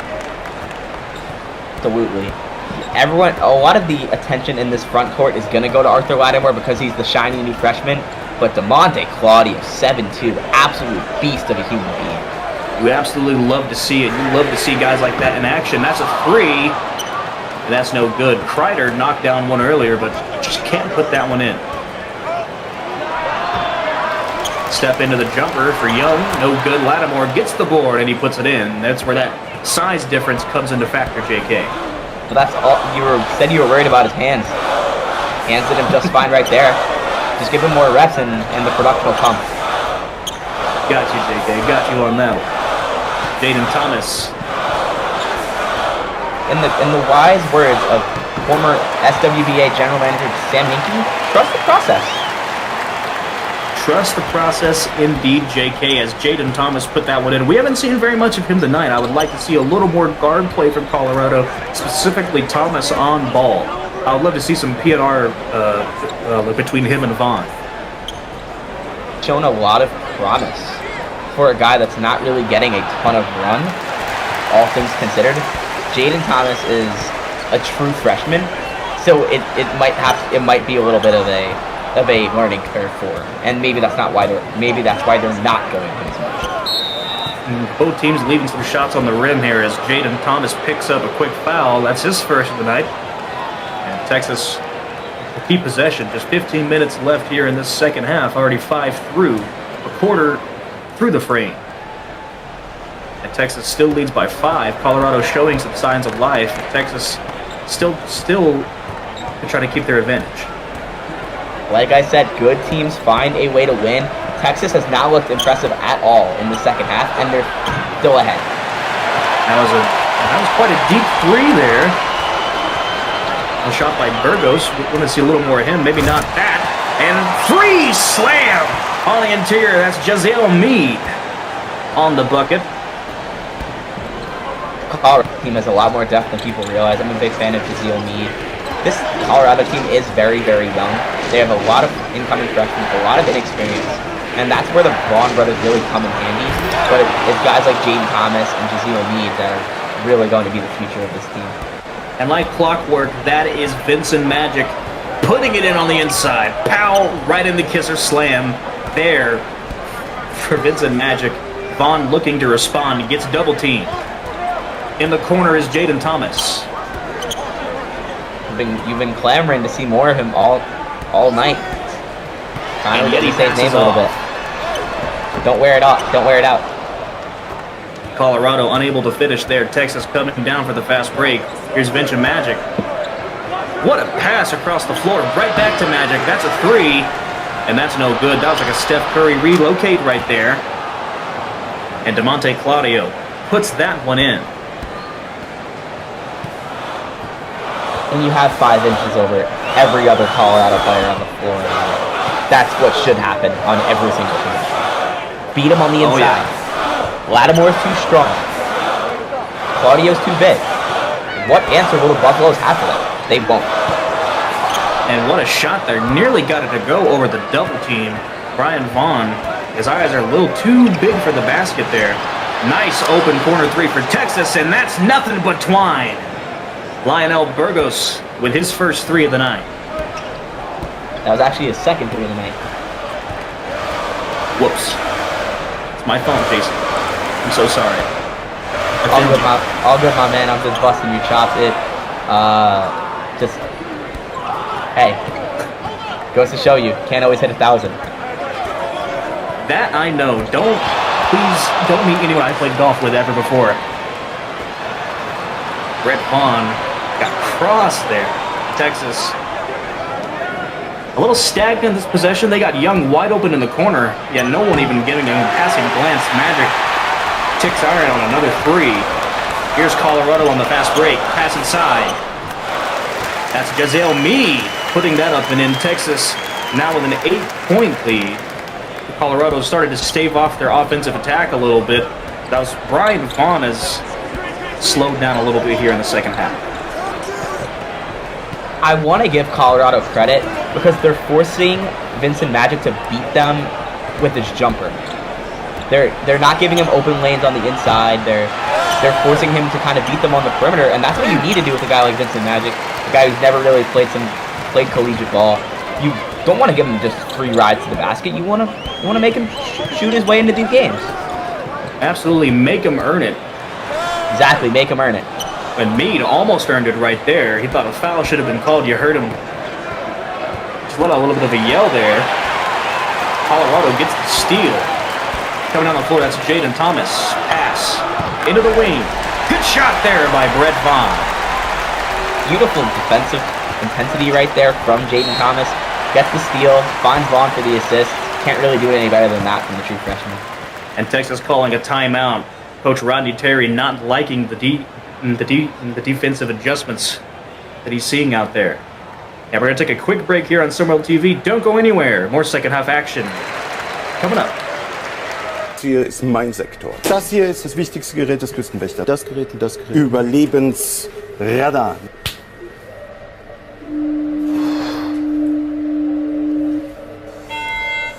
Mayday, mayday. Hello, can you hear us? Can you hear us? Can you... Over. We are sinking. We are sinking. Hello? This is the German Coast Guard. We are sinking. We're sinking. What are you thinking about?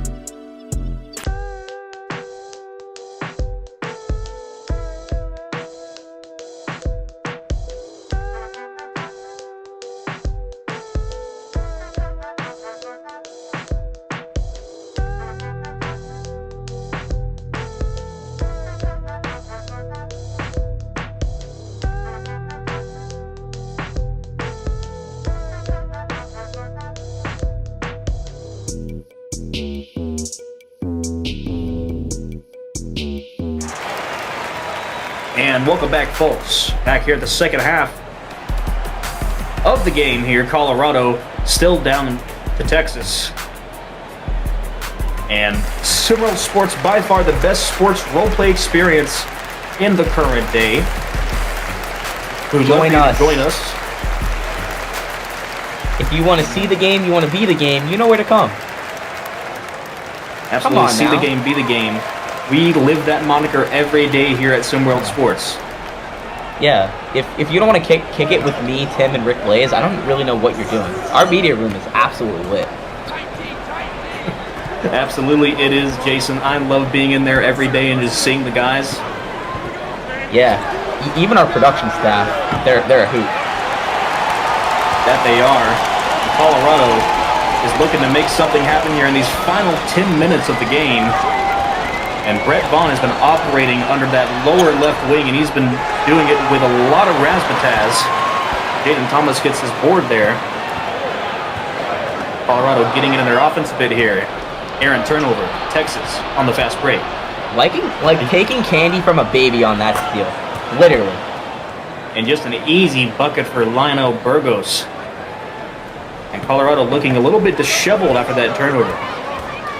That break really kind of took a lot of the wind out of their sail. They looked very poised at points in the second half, and it looked like an absolute disaster at points in the second half. And Brett Vaughn looking pretty good on that layup there. That puts the lead under 10, just to 8 points. In Texas, I would love to see them come out with this one, but Colorado, anything can happen. Any given night. That's why we're here. That's SimWorld U for you, baby. That's SimWorld U in a bottle. Terrible shot selection there. That's Phoenix Wyatt ticking rim for Texas. Jazeel Meade gonna knife in. Colorado moving all around right now, off ball. Brian Vaughn's calling for it down low. And decides to flash up.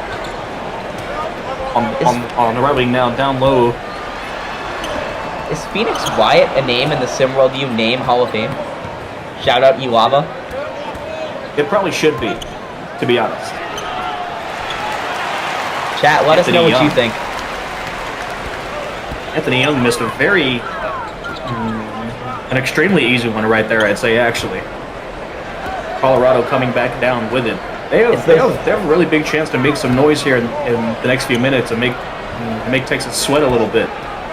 Texas had so many missed opportunities and unforced errors. They've looked great at points tonight, but they're kind of shooting themselves in the foot. And speaking of great, that's Jaden Thomas getting the board and putting it up and getting the foul. You gotta love it when the guards get down there and try to scrap and they come up with it. Yes. And don't forget to hydrate, ladies and gentlemen. You can't watch basketball, play basketball, or talk about basketball without water. To hydrate. That's absolutely correct. We need water to survive. Just remember that. Here he is on that first. Thomas. That's good. And crowd quieting down for that one. Subs on the floor for both squads. Gotta ask you though, Tim, how are you feeling about the big SWBA news that came out last week? How are you feeling about this Karl Anthony Towns trade?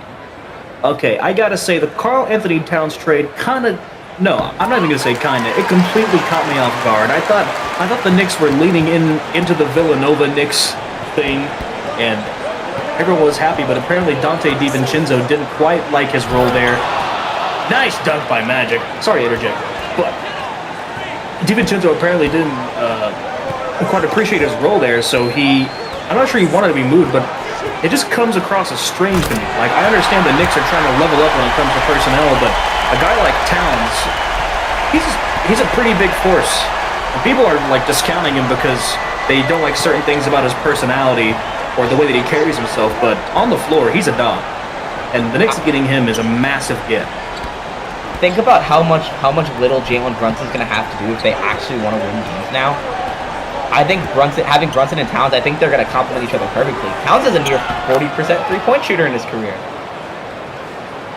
That he is. They have Jalen Brunson, OG Anunoby, Josh Hart, Cat. Defense in that lineup. I'm not sure. I guess they're going to rely on Bridges to try and hold down the wing there.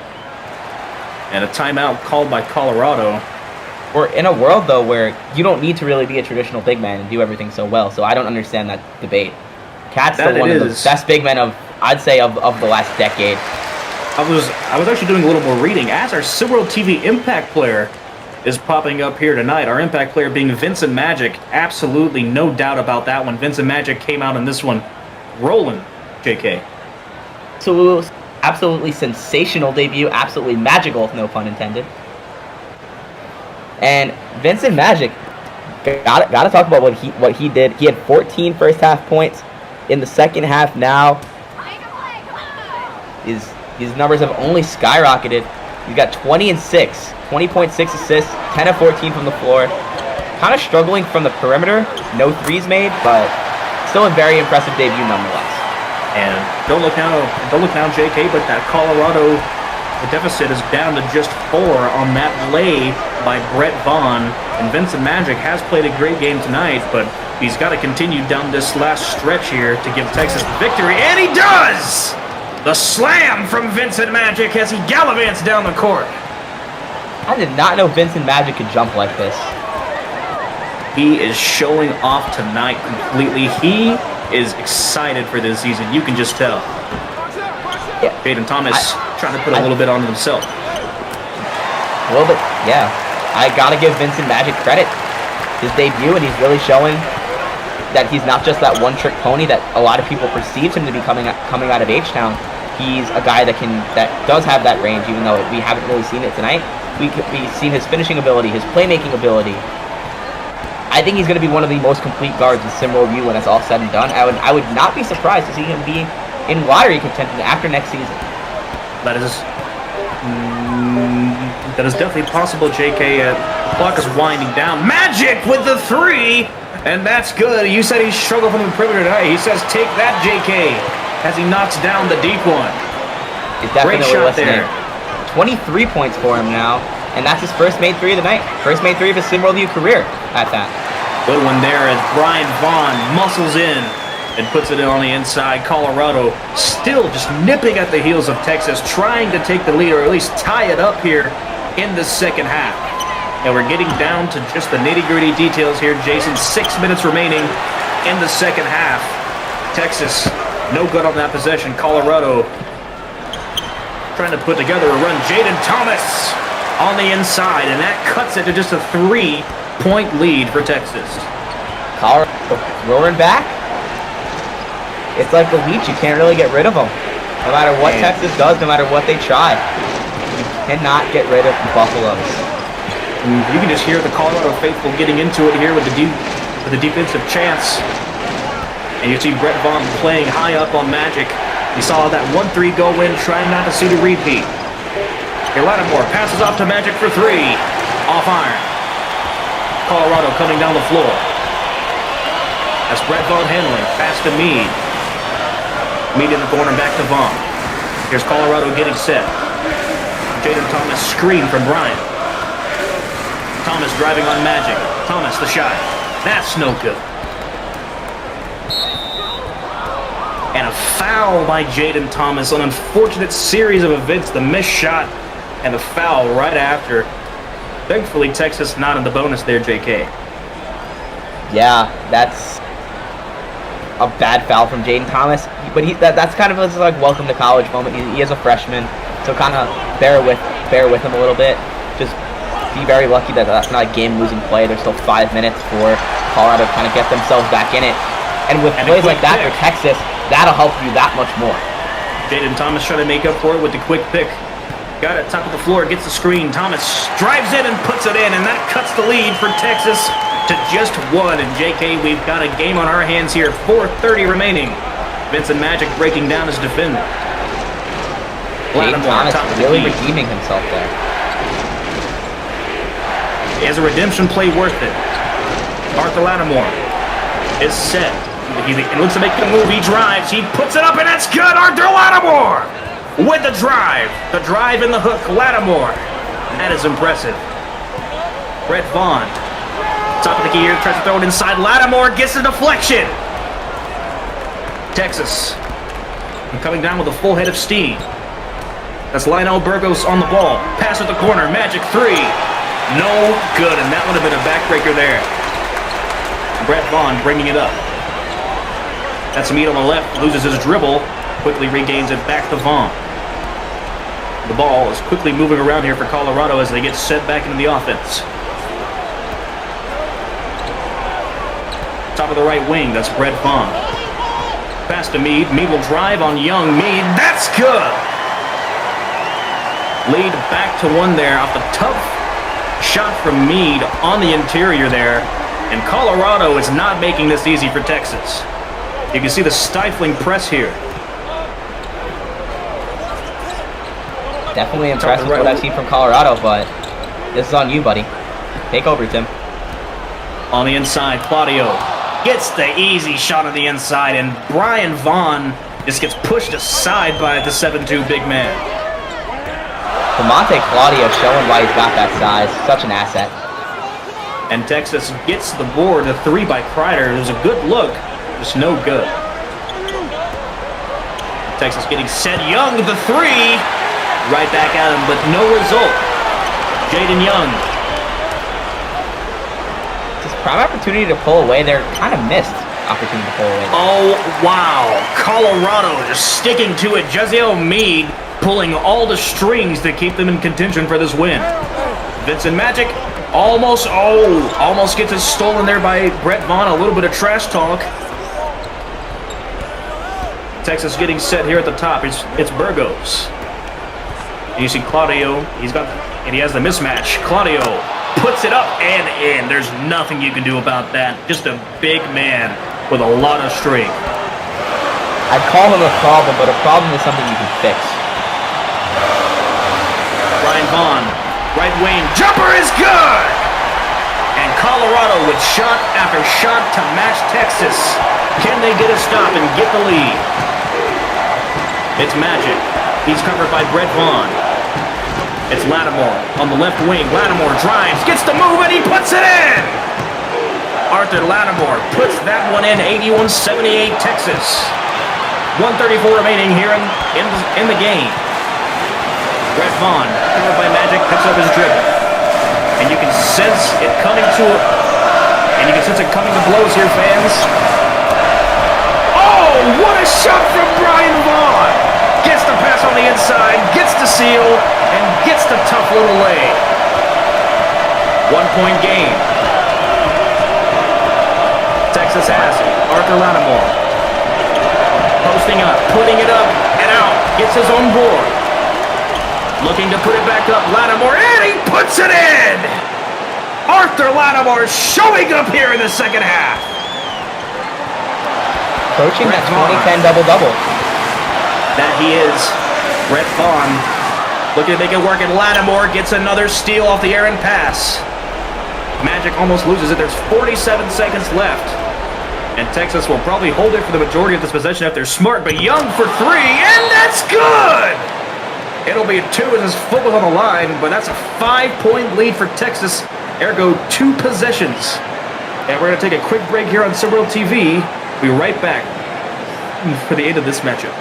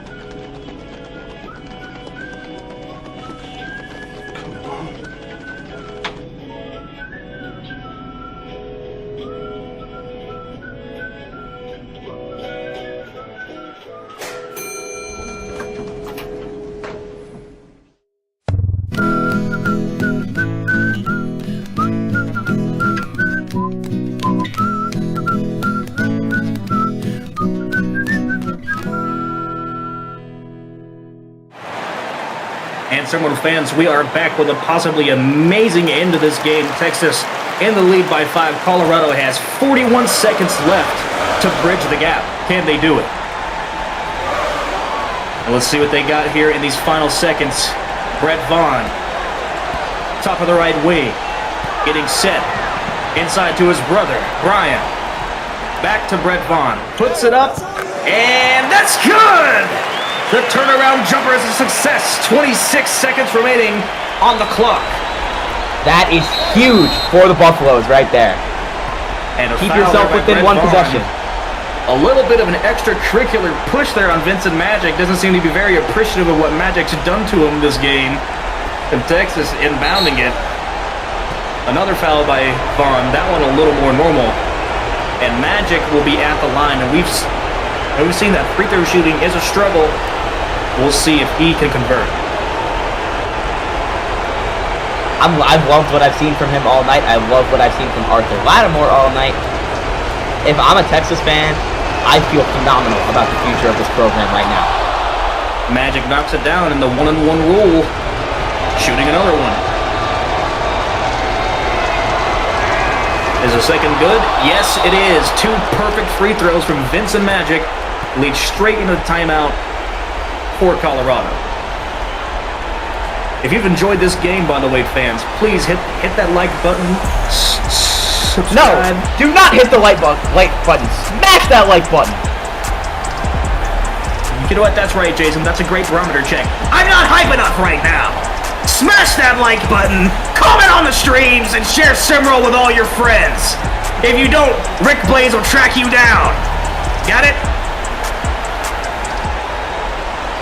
Shout out Blaze, very good friend of the show. One of the biggest geniuses on the planet. Fun fact, Rick Blaze is a Mensa member. And here we are, Colorado on the inbound. 5-point lead, 24 seconds left. They've got to do it in a flash. Brett Vaughn taking the 3. And that's good! Vaughn with a tough shot. Wow. Lead cut to 2. Texas has the ball. And buffs Jaden Thomas with his 4th foul. And he will send, I believe, Lionel Burgos to the line. That he will. And let's see, JK, if Burgos can knock down these free throws and give Texas that nice 3-point cushion they're wanting. Will it be in reach for Colorado, or will it be a 2-possession game? We're about to find out. First one is Clutter. And the second, it rides on this. Second, also good. 2 very calm and collected free throws from Texas there. Here's Brett Vaughn. 4-point deficit. Quick shot by Thomas, the 3. That's no good. Board taken by Texas, fouled by Kreider, and that should be the end of it there. Texas in the bonus, so they'll head to the line. Vincent Magic going to shoot again, but it seems Texas is going to pull this one out after a long and winded battle, JK. This was a great battle, start to finish.